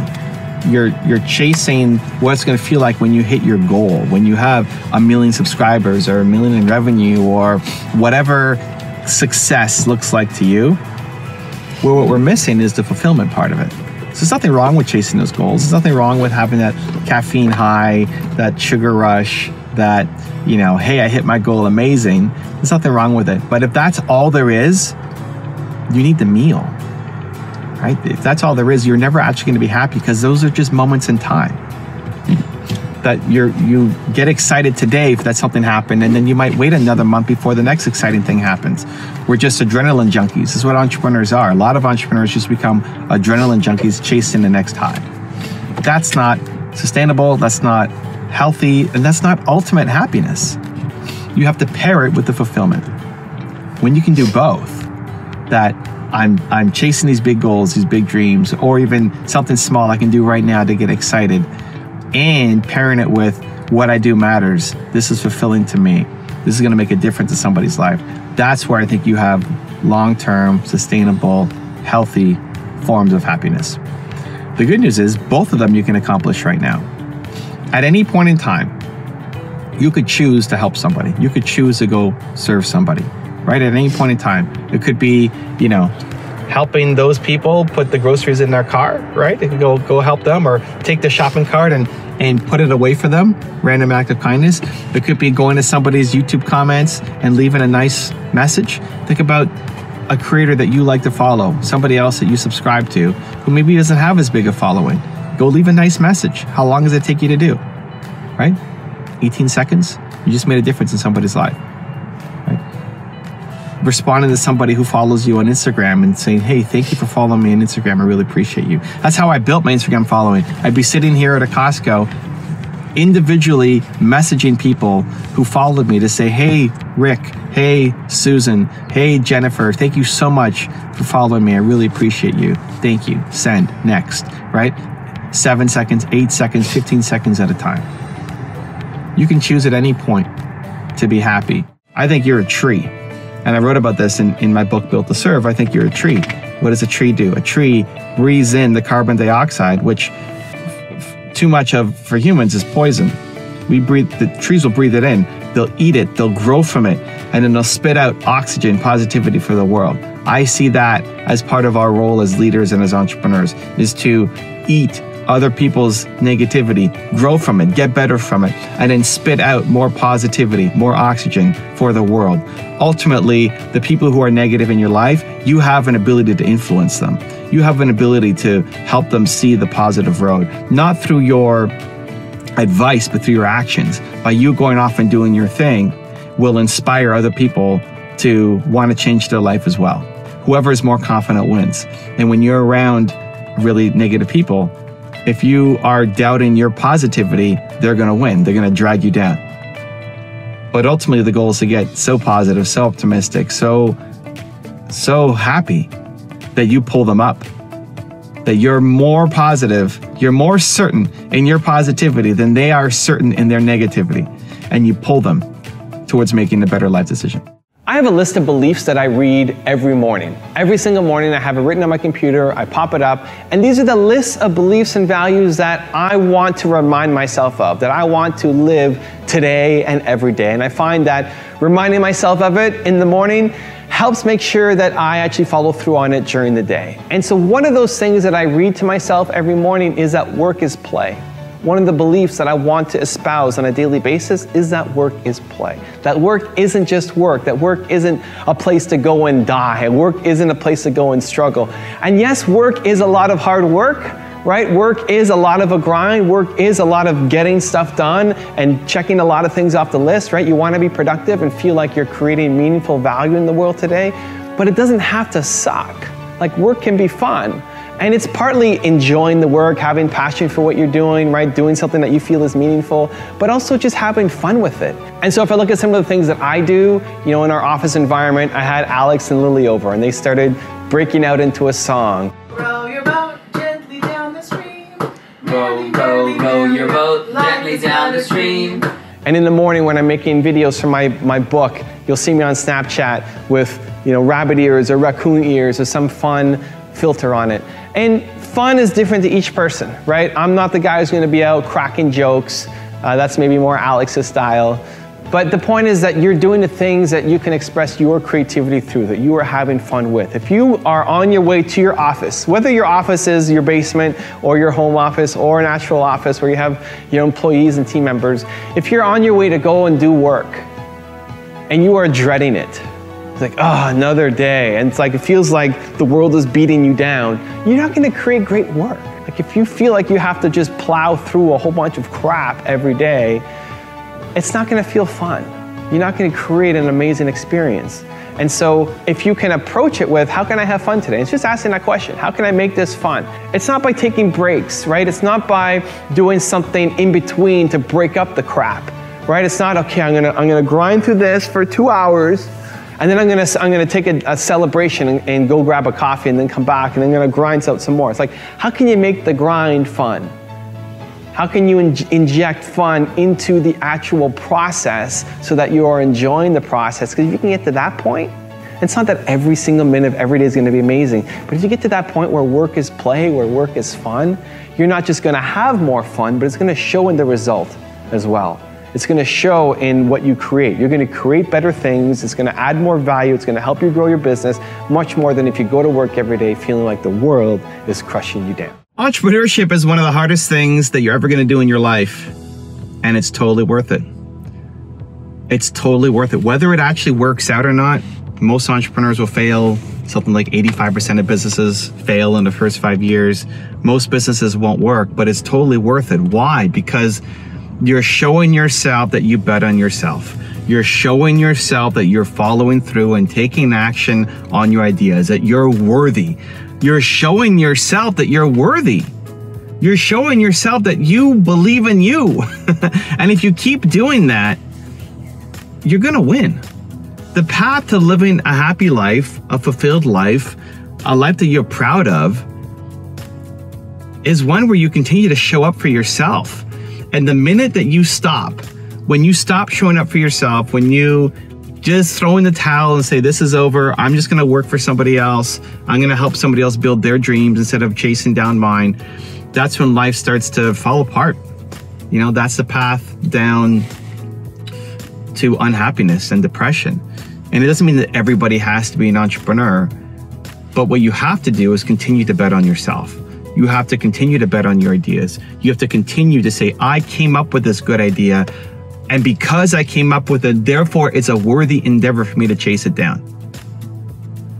I got asked on my live stream yesterday, how do I know when to quit? You know, is quitting bad? Do I quit on something? How do I know when to quit? Some people say never give up, always keep going. And some people are the opposite. So what's the right advice? The right answer is, if you love it, you have to keep going. If you love it, you have to find a way to keep going. So for a lot of cases, that's what entrepreneurship is. You've got a dream, you've got a mission, you've got some goals that you genuinely love, that you really want to build, to create, to serve, to help people with. And it's that love that's going to keep you going. Because in the early days, it's going to suck. It's the chewing glass and eating to the abyss, right? You have that moment of high at the beginning of, I'm going to start this thing. Oh my God, this is so exciting. And then you land into the valley of no momentum, nothing working, no results, nobody praising you anymore, nobody celebrating you for starting the business. Now you're in the actual running of it and you're not getting the results that you want. And you're trying to show how you're winning and post it on Instagram, but you're not, and you know you're not, and you feel like a fraud. And this is the life cycle that a lot of entrepreneurs go through. But if you love it, you have to keep going. You have to. You could be a lot more honest. You could be a lot more vulnerable. You could be a lot more authentic. You can understand that you don't have to do this all by yourself. This is my biggest problem. When I started my company, I was failing. I was flat out failing. I was $300 a month, like failing. And I was too embarrassed and ashamed to tell my friends that I was failing. I wanted to look like I was doing well because I turned down the jobs that they all went and got, and they're all making high 5-figure, low 6-figure jobs out of university, and I'm making $300 a month. I was just embarrassed. I was just too embarrassed. And I made it harder on myself to be alone. You don't have to be alone. You can make it easier by just letting people in. When you're down in the dumps, being by yourself is usually the worst thing. If you can be around other people, especially people who support you, a lot of people will. Let's circle back to the idea that if you don't love it, you're going to regret it. Why do you have to keep going? Why do you have to keep going? Why is it so important if you love it? Because you will regret it.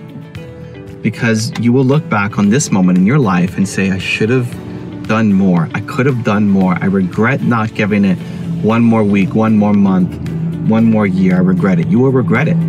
That's the only thing that saved my first business.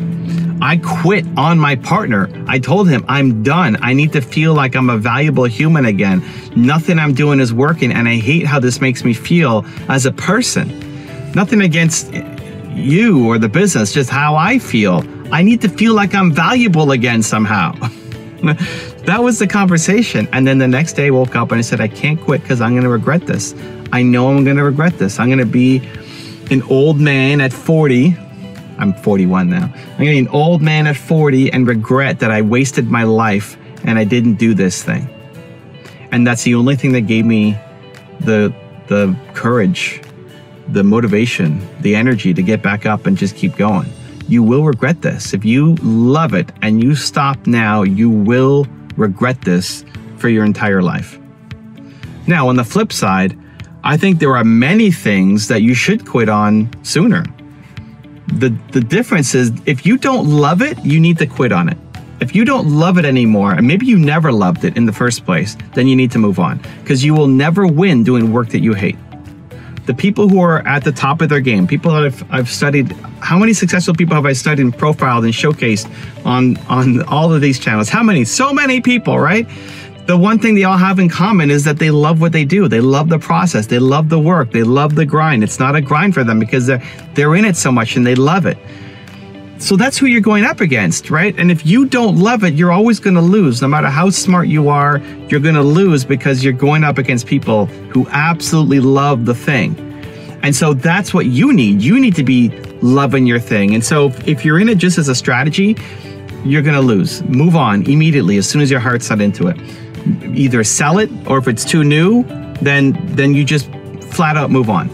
I think people stay in relationships for too long. I think people stay in businesses for too long because you're afraid of failure, because you're afraid of what it means if you quit on something and go to something else. You're afraid of what people are going to say. You're afraid of what the person looking back at you in the mirror is going to think if you quit. You're afraid of the uncertainty of where to go next, because if this thing, at least I know what this thing is doing. I don't know what the future holds for me if I go somewhere else. A lot of people are handcuffed by having a little bit of money, not a lot, but enough to survive. And that then prevents them from taking the next jump, which they actually need to do because their heart's not in the thing. So many people start a business because they're just trying to make money. People ask me, what's the number one business to get into for this year to make a lot of money? That's the wrong question. You're asking that question, you're going to lose. You can't start with how to make money. You start with the thing that you love that brings value, and inside of that, you're making money. Making money is important, 100%. If you don't make money, you will not have a business. Making money has to be in your top 5 of priorities. But if you make it number 1, you're gonna lose, because you're always gonna be chasing the next hot thing, never get good enough at anything to actually be the best in the world, which is actually how you start to make a lot of money. You need to be the best in the world at something. How do you get that? By loving the thing so much. And by wanting to serve and help people get better at it too. That's how you win. The language you use about yourself when you're by yourself is what will make or break your self-esteem. When we talk to other people, when we post on Instagram, when we share our lives, we always want it to look good and be amazing and be so positive, right? Most people's Instagram stories are just all of these amazing highlights and how beautiful my perfect life is. And then you go home when you're by yourself and you look at yourself in the mirror and people, cry themselves to sleep. What's the message when you talk to yourself? What's the message when you're alone? What are you saying about yourself? When you can start to fix that self-talk, that inner dialogue, that starts to shift everything inside you to then create amazing things outside you. I remember when I first got started making YouTube videos, my self-talk was in conflict because I had my parents, who I remember the voice, there's a picture of my parents behind me on my wall in my office, and when people ask me what's my favorite quote of all time, it's what my parents used to tell me, that I am Evan Carmichael. I could do anything that I believe that I can. And that is a constant reminder that I still today, at 41, still use, still tell myself, still remind myself of, like, I am Evan Carmichael. I could do anything that I believe that I can. And it's helpful and valuable, and what a gift. So grateful for my parents for that. When I was getting started on YouTube, though, the other voice that was in my head was, you're introverted, you're shy, you suck on camera, anybody who makes videos has a big ego, just needs to be famous. And so I really struggled with that because I had competing voices in my head. It wasn't even what other people were telling me to do. It was me, myself, when I'm by myself, thinking about myself. That constant inner struggle with the voices in my head left me struggling, left me making super slow progress, left me started and stopping and started and stopping. If you look at my videos, I started and then I took big breaks, and then I started again, then I took more big breaks. And it wasn't until I solved that inner conflict that I started to get more results, and I started to be more productive, and I started to stopping. I started to stop stopping. I stopped procrastinating. I just did it because I wasn't so caught up in my head and the discussion and the inner dialogue and the voices, and I just replaced it with better thinking about myself, better messages to myself. I think when you can do that, your life starts to change, because it's not other people's opinions that really shape us. It's other people's opinions that then influence our own self-talk, that's what shape us. You are where you are because of you, because of the choices you've made. You are right now here stuck where you're stuck.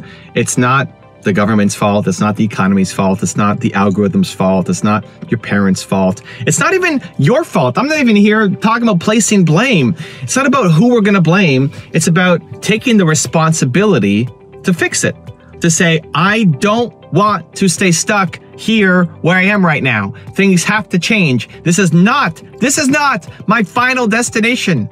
I'm going places. You're going places. And taking the responsibility to make that change happen, where too many people just get stuck up on the blame. Like, well, I'm here because of the economy, or because of the president, or because my parents, or because my education, or because whatever circumstances. And we use that as a valid excuse, a reason for why we won't take action. Well, it's not your fault. And because it's not your fault, we have somebody to blame. And so that means we can just stay stuck. And unfortunately, that's where most people are stuck. They're stuck being stuck. They're stuck placing blame. They're stuck because it's easy, because it's easier to just shut off the world and go dive into Netflix and entertain yourself, as opposed to actually fixing the problem. When there are problems that show up in life, and that's going to happen for everybody, the most common responses people have are, one, to blame somebody else because it's not your fault, and two, to go dive into entertainment. As opposed to saying, I don't even care whose fault it is, but I'm going to take responsibility for where I'm at, and I'm going to invest in myself to flip from entertainment to education so that changes can start to happen. Because until you break that loop, until you break that cycle, you stay stuck. And it's comfortable. It's comfortable, and it feels good to know that it's not our fault, but ultimately you're not happy. The short term, you're happy because you can just put the blame on somebody else, but long term, you're not happy. You're not happy because you never get the growth, you never get the progress, you never get your goals, you never accomplish your dreams, and you're stuck there knowing that you're capable of more. I went through this very recently on my YouTube channel. So one of the strategies that I've been helping some of my friends with, there's one guy in particular who has blown up on YouTube thanks to one key strategy that I gave him. And I told this to him maybe a year and a half ago, and he started applying it maybe 6 months ago, and you see channel popping off, growing faster than I'm growing off of my strategy. And I finally came to the realization, like, why am I not doing this for my own channels? I'm telling other people to do it. Most people never take action, but this guy actually took action on it, and he's crushing me now doing this stuff. Why are we not listening to our own advice? Like, why am I not doing the same thing on my channel yet? And it came down to, well, I'm worried about my team. I'm worried about how much extra work it is. I'm worried about, mostly about my team and like how we've done things in the past and changing things up. And I finally came to the realization that, no, this has to change, because if I can't make this work, then it's my fault. This is my fault. And my team's livelihood is my responsibility. And I need to be constantly growing and getting better. And if YouTube's algorithm changes, I need to be on top of it. And I need to be guiding my team in the right direction, because they rely on me for their career and for their impact. Now, could they go get another job? Of course. But hopefully they like working with me and the work that we're doing, and feel like they're valued, and what they're creating is having an impact. And so me being afraid is not a good enough reason. And so it wasn't until I really owned that to say, this maybe took a couple months for really to sink in. Like, my own advice is being used for somebody to help them blow up, and we're not doing it because I'm afraid of the impact that it's going to have on my team. And that can't be a good enough reason. That can't be a good enough reason, because ultimately I'm doing a disservice to my team, I'm doing a disservice to myself, and I'm doing a disservice to you. Because the more people who can see these videos, the more belief we spread in the world, the more impact we have, the more people's lives change, the more great companies are built. This is my mission. And so if I don't do it, then it's my fault. It's not YouTube for changing. It's not anybody on my team for resisting. It's me. It's my fault. And so when I finally accepted that, then you can move fast. Then I messaged some of the key people on my team and said, okay, here's what we need to start to do. And I understand there are problems with this, so let's fix the problems, because this has to happen. And now we're doing it, and now we're moving quickly, and hopefully we'll start to see the results. But it wasn't until I accepted the responsibility for it to say, I'm not going to stay stuck in this rut that we're in, that things start to change. You did not ask for this painful situation you're going through right now. You did not ask for this health issue, for this work issue, for this environmental issue. You didn't ask for this thing to happen to you. This is where we struggle because you didn't cause this. It's probably not your fault, right? Maybe it is your fault, but it's probably not your fault, this thing that's happened. There's a lot that happened to make this thing happen for you right now. And so it's so easy to get stuck in the land of negativity. Why me? Woe is me. Why did this happen? As opposed to flipping to say, it's the best. This thing that's happening to me right now, it's the best. When I broke my neck, I was on my tour, I broke my neck. What I said was, it's the best. It's the best. Is it actually good to break my neck? Probably not, but it's my chance to show myself what I'm capable of. I remember being woken up, so I passed out. I had a concussion. I fell on the floor. I woke up, like I fainted. I woke up, and I remember the hospital had sent their ambulance, and also fire people showed up. And my circulation was getting shut off. I couldn't feel my arms. I couldn't feel my legs. They're worried that I'm having a heart attack. And I remember going through this in my head as I'm explaining what's going on. They asked me if I was okay, and I said, I feel okay. But then I can't feel my arm, I can't feel my right arm, I can't feel my legs, I can't feel, and most people would be kind of freaking out at this point. Like, oh my God, I can't feel my arm, I can't feel my legs. And I'm calmly explaining that, oh, I can't feel my left hand right now, I can't feel my right hand right now, and just walking them through what's going on. And in my head, this is why it's so important. Whether this is actually true or not, in my head, what I'm telling myself is, this is the best. I am the greatest patient of all time. As people are normally freaking out in this moment, I'm calm, I'm explaining what's going on, I'm amazing, right? And I would never say that stuff out loud, but that's what the voice is inside my head, that this is the best, this is me, I'm amazing, let's go, let's solve this problem. And what it does is, when you're in that negative situation, it switches you to a place of possibility. If you are stuck in complaining and why everything is so bad and why is this happening to me, all you're doing is perpetuating the negative situation. You're not actually solving anything. When you can flip it to say, this is the best. This is my chance to learn, to grow, to improve, to solve this, to show myself what I'm capable of. What it does is it puts you in a place of resourcefulness. It takes you from a place of helplessness into one of resourcefulness that then allows you to go off and solve the problem. That immediate thing that nobody asked for, that you would never wish upon your worst enemy, that's happened to you right now, it gives you the tools to actually come out of it. And so switching your mindset, telling yourself that it's the best, when you've got these moments of pain and struggle and suffering where you just want to blame the world and complain and tell everybody how negative it is, you flip it. It's the best. Practice those 3 words. Maybe you're facing that situation right now. Maybe you're dealing with something you hate right now. Or something, if it's not right now, listen, I promise you, something is coming. At some point, that negativity is coming for you. And so use that as inspiration. It's the best. What do I do with my life? One of the most important questions that I get asked over and over and over and over again, people are struggling with. What do I do with my life? You see your parents doing something, you see your friends doing something, you know that that's not the life that you want, but you're afraid of actually chasing down your dreams. You see people living their life on Instagram and it's so beautiful and perfect, and you're worried that you're not gonna measure up, that you're not gonna live up to it, that if you try and do your thing, you're gonna fail. And so you're constantly stuck in this, what do I do with my life? Pulled between the safe life that everybody around you is living and they want you to live for yourself, or the dream life that you know you're capable of, but you don't know quite what it looks like. What do I do with my life? Here's what I found. You're gonna have moments in your life where you have absolute clarity, and equally you'll have moments in your life where you have zero clue what to do. Let's break those 2 down.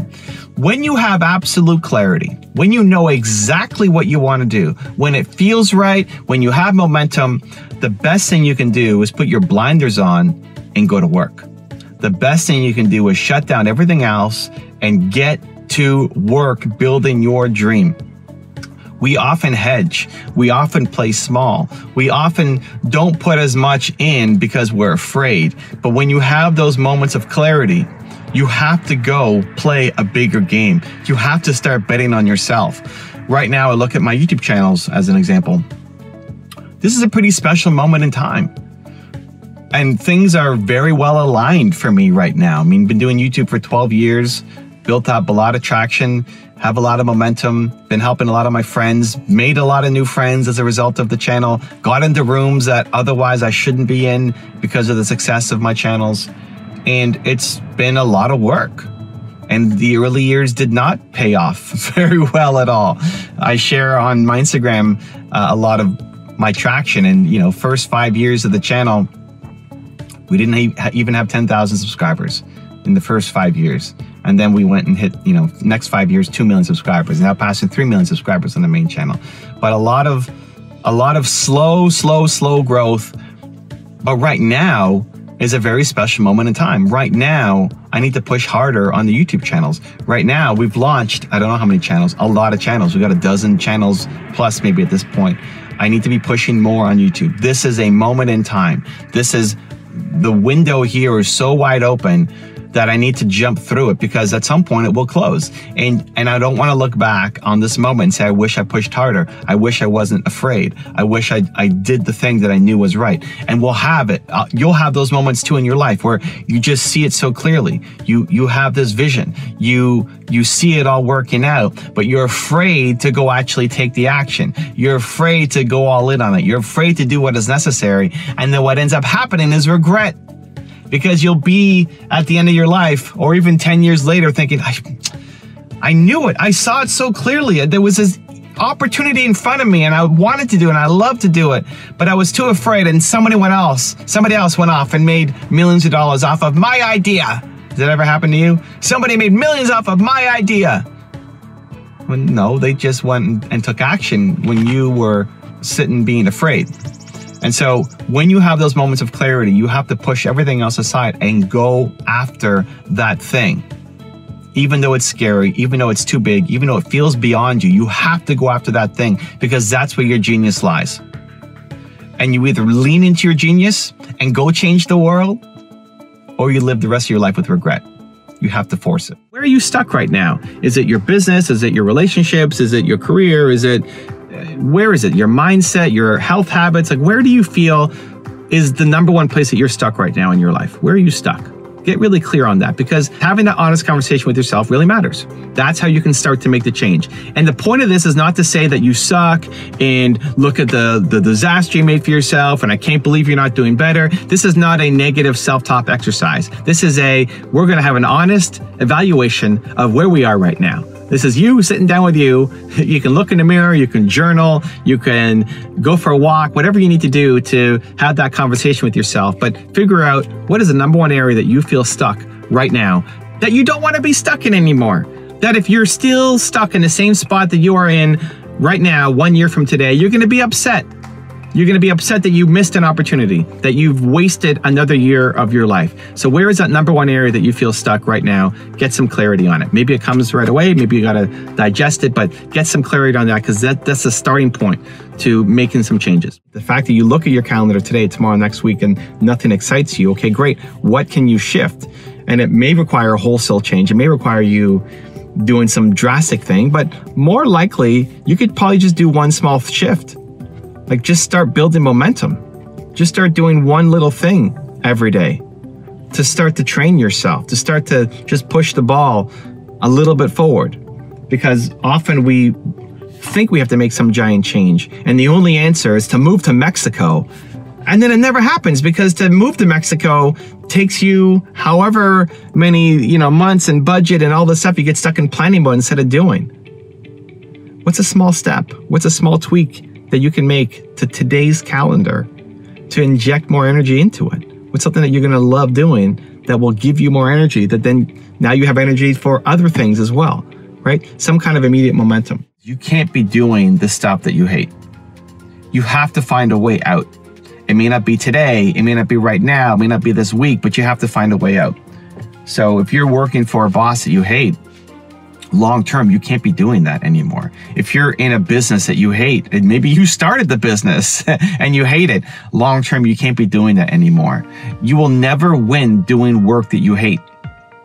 People say, well, you have to do whatever it takes, but you won't. You won't do whatever it takes if you don't like the thing.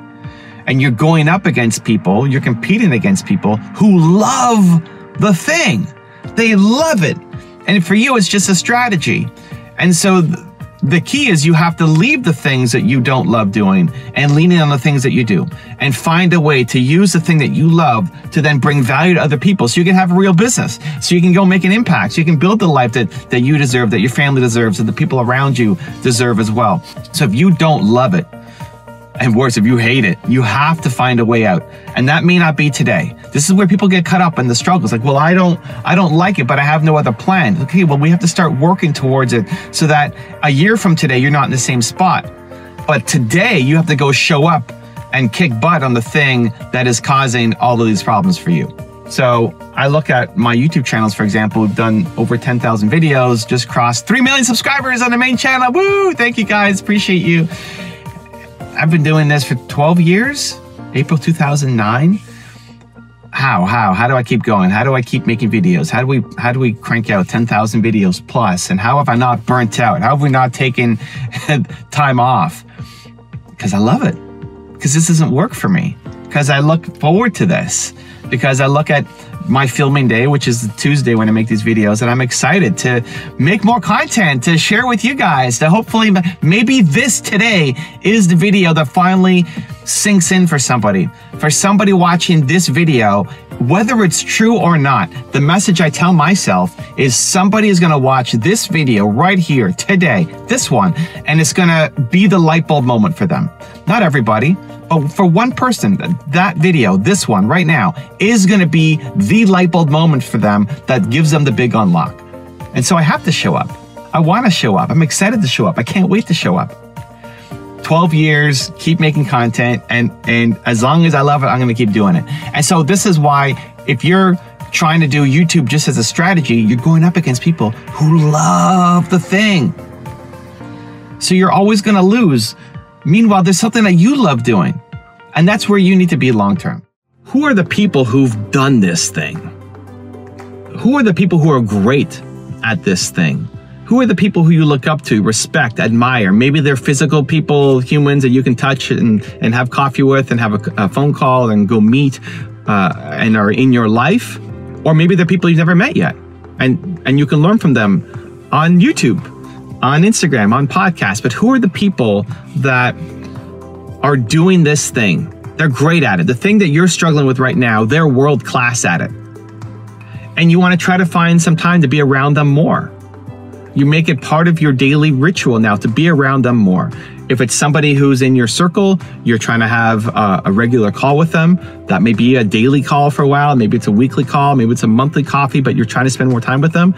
And then you supplement with regular content. You start following the people on YouTube who make you feel more of that, who make you want to play a bigger game. You start following people on Instagram who lift you up, who make you feel the hope and possibility. With conscious intent, you're picking who you're surrounding yourself with and who you let into your life based off of goal number one.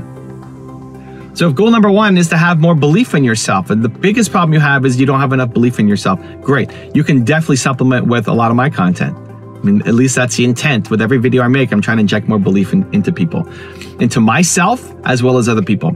If your number one goal from step number one is you want to have better health, great. Who are the channels that you need to subscribe to make you feel, if you're watching people who are constantly living healthy, who are working out, who are doing the right diet, who are taking care of themselves, who value themselves, if you're constantly around that, they will lift you up. They will make you more healthy. Not just because of the strategies. The strategies alone aren't much. It's the environment, it's the mindset, it's the belief. By being around these people, they automatically pull you up. They automatically make you feel like it's possible. They automatically become a part of your daily, and they push you towards having the courage to do the thing that you want to do. Have a reminder system in your life constantly. What are the things? Because you're feeling it right now. Hopefully, if you're watching, you're feeling it right now. You're feeling excited right now. You're going to make a change right now. And then tomorrow, you're going to fall back to who you used to be. So what do you need in your environment? What do you need in your habits and your daily routines to remind you? You need a reminder system so it can become more automatic, that it doesn't rely on your self-will and your discipline constantly, that it gets introduced to you constantly, whether that's YouTube videos. Hey, Espresso, 5 days a week, every morning. I'm here. Let's go. Here's a new video for you. If it's Ed Milet's channel or Tony Robbins' channel or Oprah Winfrey's videos, like whoever, or if it's books or podcasts, if it's your physical environment, if it's morning intention, like just figure it out for yourself and schedule it in. Schedule in the reminders. Schedule in the intentionality so that this doesn't just become a one-off moment, but that it's a daily reminder. It's a daily consistency. It's daily momentum, because you need that. You make that change happen. You do those 3 things. You do the audit on your life. You take immediate action, and you schedule in that consistency. Your life changes. Your life changes. And then the concept of swimming forever or beyond the mountains, more mountains doesn't feel overwhelming, doesn't feel scary, doesn't feel impossible. It's invigorating. It's amazing. It's awesome. Because you're on a mission. If you've got a vision for a better world and for a better you, and now you're actually going to show up and make that happen. I don't know what to do next. All I know is I don't want to be doing what I'm doing right now. Did that ever happen to you? You know that you don't like your current life. You know that you don't like your current habits. You know that you don't like your current schedule, your routine, what you're doing, who you're hanging with. You know you don't like any of that stuff, but you don't know what to do to change it. Has that happened? If that's you right now, then your immediate goal is the exact opposite. It's not to go all in on one thing. It's to try many things, to give yourself a lot of exposure, to say yes to as many things as possible that are inside your code of ethics, right? Don't go steal something from a store because it's something new, right? That are inside your code of ethics. To taste, to test, to try, to explore, to find the thing that might be the next thing for you. And to lower the barrier for just getting started. So I went through this in my website. When I had my website, a lot of people don't know me from my website, because if you go to my website now, there's not that much there, but I used to have 100,000 plus pages of content on my website, and I was playing the SEO game and publishing tons of content, and we had a lot of the big name people in entrepreneurship creating content for our website, and I was selling ads off the site, and I realized at the beginning, I was all in. At the beginning, I loved it. I wanted to write. I wanted to bring on people. We had 5,000 people or so writing for the website. I loved it. It was all in. I saw this moment in time. I was going for it. And we quickly grew the website. But I found that as maybe year 3, year 4, I was starting to lose interest. Wasn't exciting anymore.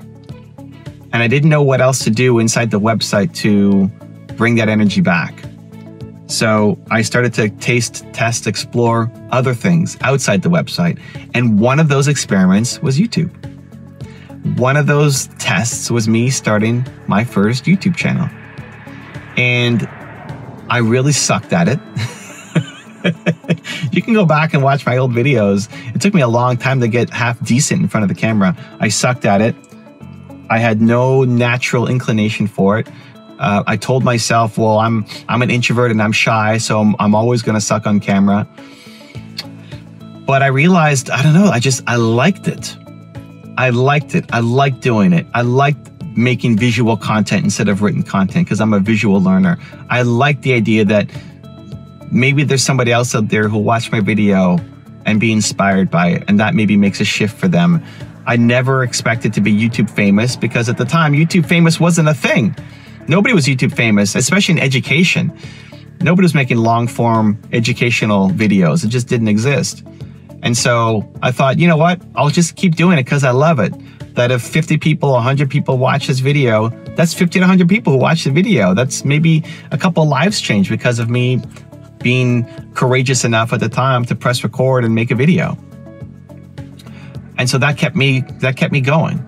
And eventually that turned it into something that then I shut down my website and I went all in on YouTube. And so when you don't know what to do, you need to get out of your typical routine. Go for a walk, go drive somewhere you've never been before, take an extra long shower, like do the things that help get you creative ideas. And then whatever comes, whether it's start a YouTube channel, start a podcast, start writing a book, start singing a song, start like whatever ideas come to you, they will probably sound crazy. For someone like me, it would be crazy to have a YouTube channel. For someone who doesn't like being in front of the camera, who doesn't like seeing himself, who thought that people who filmed themselves had to have a huge ego and be chasing fame, and I didn't want that. For someone like that, I would have never said, never, that I would have 100,000 subscribers, let alone 3 million plus. Never, I would have never thought that was possible. Your brain does not want you to hit your dreams. Your brain is designed to keep you small, to keep you safe, to keep you protected. Your heart wants to create amazing things. Your heart has big dreams. Your heart sees a beautiful world and says, I want to go make something better. And then you wake up the next day and your brain takes over and says, you can't do that. That's too risky. That's too dangerous. Stay small, stay safe. You didn't go to school for that. And what ends up happening is this constant back and forth between your heart and your brain when you're getting these motivated moments when you want to do amazing things, and then your brain takes over again and keeps you small. And this is the path that so many entrepreneurs go on, this roller coaster ride of up and down and up and down and up and down and up and down. Sound familiar? It's time to get off the roller coaster and start making progress on your dreams. Today's video, I'm going to show you how. So yesterday I got asked on my live stream, Evan, what's the most important part of your daily routine? And so many people have so many different daily routines, and it's easy to do the things like drink a glass of water in the morning, go outside and get some sunlight, and all of these things. But the most important thing for me is actually having my intention for the day. I've actually been experimenting with writing it out the day before. So this is what I wrote last night of basically my entire schedule. And then more than just what I'm going to do, it's how I want to feel. What's my intention going into it? So if I look at this, I'm supposed to be recording espresso videos right now, right? That was on my list. 10:30 a.m., record espresso videos. It's right there. And here, get a head start even though you don't want to. Recording videos at the beginning is always difficult for me. There's a couple of reasons why. I'm shy, I'm introverted, I don't crave the spotlight, I don't like being in front of the camera. I don't do it for ego purposes. And also I'm afraid because I want it to be great. I want this video to be the next best video. I don't want to disappoint people. My number one fear is going to be that I'll disappoint somebody. And so every time you make something, you risk disappointing somebody, where it's easier just to stay small, stay safe, don't make anything today. And so it's on my list, the to-do, right? I think a lot of you, if you're watching this video, you probably have a list of to-dos. But how many of you are actually doing the things on your list of to-dos? The hardest part often is just getting started. Already, as I started recording this video, it's a lot easier to keep going and recording more videos. This is the first one that I'm recording today. And so having that written down, get a head start, even though you don't want to, reminds me of who I want to be. And what I find so valuable about this is I write this the night before. So the night before, it's 11 o'clock at night. I usually sit on the floor and I review my calendar for the next day and I write out what I'm going to be doing. And I've added, how do I want to feel? What's my reminder to myself before stepping into that task? Imagine you're being your own high performance coach, sitting there telling yourself how you want to feel. Remember your intention before starting that next task. And I knew, okay, Evan, this is what you always do. Before you make a video, there's a little bit of procrastination, there's a little bit of fear, there's a little bit of slowness, there's a little bit of, not laziness, but there's a little bit of just apprehension before you get started. Why? Because you don't want to start, because you're afraid, because you don't want to disappoint people. So I write down that message. Again, get a head start, even though you don't want to. Look at your life and do you enjoy what you're doing? People ask me, do I burn out in what I'm doing? Like, I don't burn out. I like it too much. Like this, making these videos, I'm going to go home after this and make more videos probably. But this video that I'm making for you right now is not draining or depleting of my energy. It's contributing to my energy. I am manufacturing energy by doing this. So that's why it's easy to do 10,000 more videos, because it gives me more than I give to it. I get more energy as a result of doing this. I'm going to be a better entrepreneur, a better husband, a better father, a better boss, a better teammate, a better mentor as a result of making this video. It gives me energy. Look at your work. That's how you avoid burnout. If I was doing things that sap my energy, if I was in charge of like washing these cars, I'd be burnt out in 5 hours. I would hate my life because I don't enjoy washing cars. I don't enjoy cars, really. So look at your schedule. Do a nice audit on your life. How many of the activities that you're doing every day are giving you energy versus taking away energy? How many of the people that you're spending time with are giving you energy versus taking away energy? And you need to start shifting from, I'm just going to chase an opportunity, I'm going to do whatever it takes. You won't. Hey, newsflash, you won't do whatever it takes. Not if you don't like it. Not if you don't love it. You won't do whatever it takes because you don't love it. And that's okay. Stop judging yourself for not working hard enough. You're not lazy. It's not that you don't want to work hard. You just don't like the thing that you're doing. This doesn't feel like work to me. So it's getting honest with yourself. It's doing an audit. It's looking at your calendar. Are you genuinely excited about the things you're about to do today and tomorrow? And if not, then we have to start to shift out of them, right? Do the things that give you energy instead of taking away.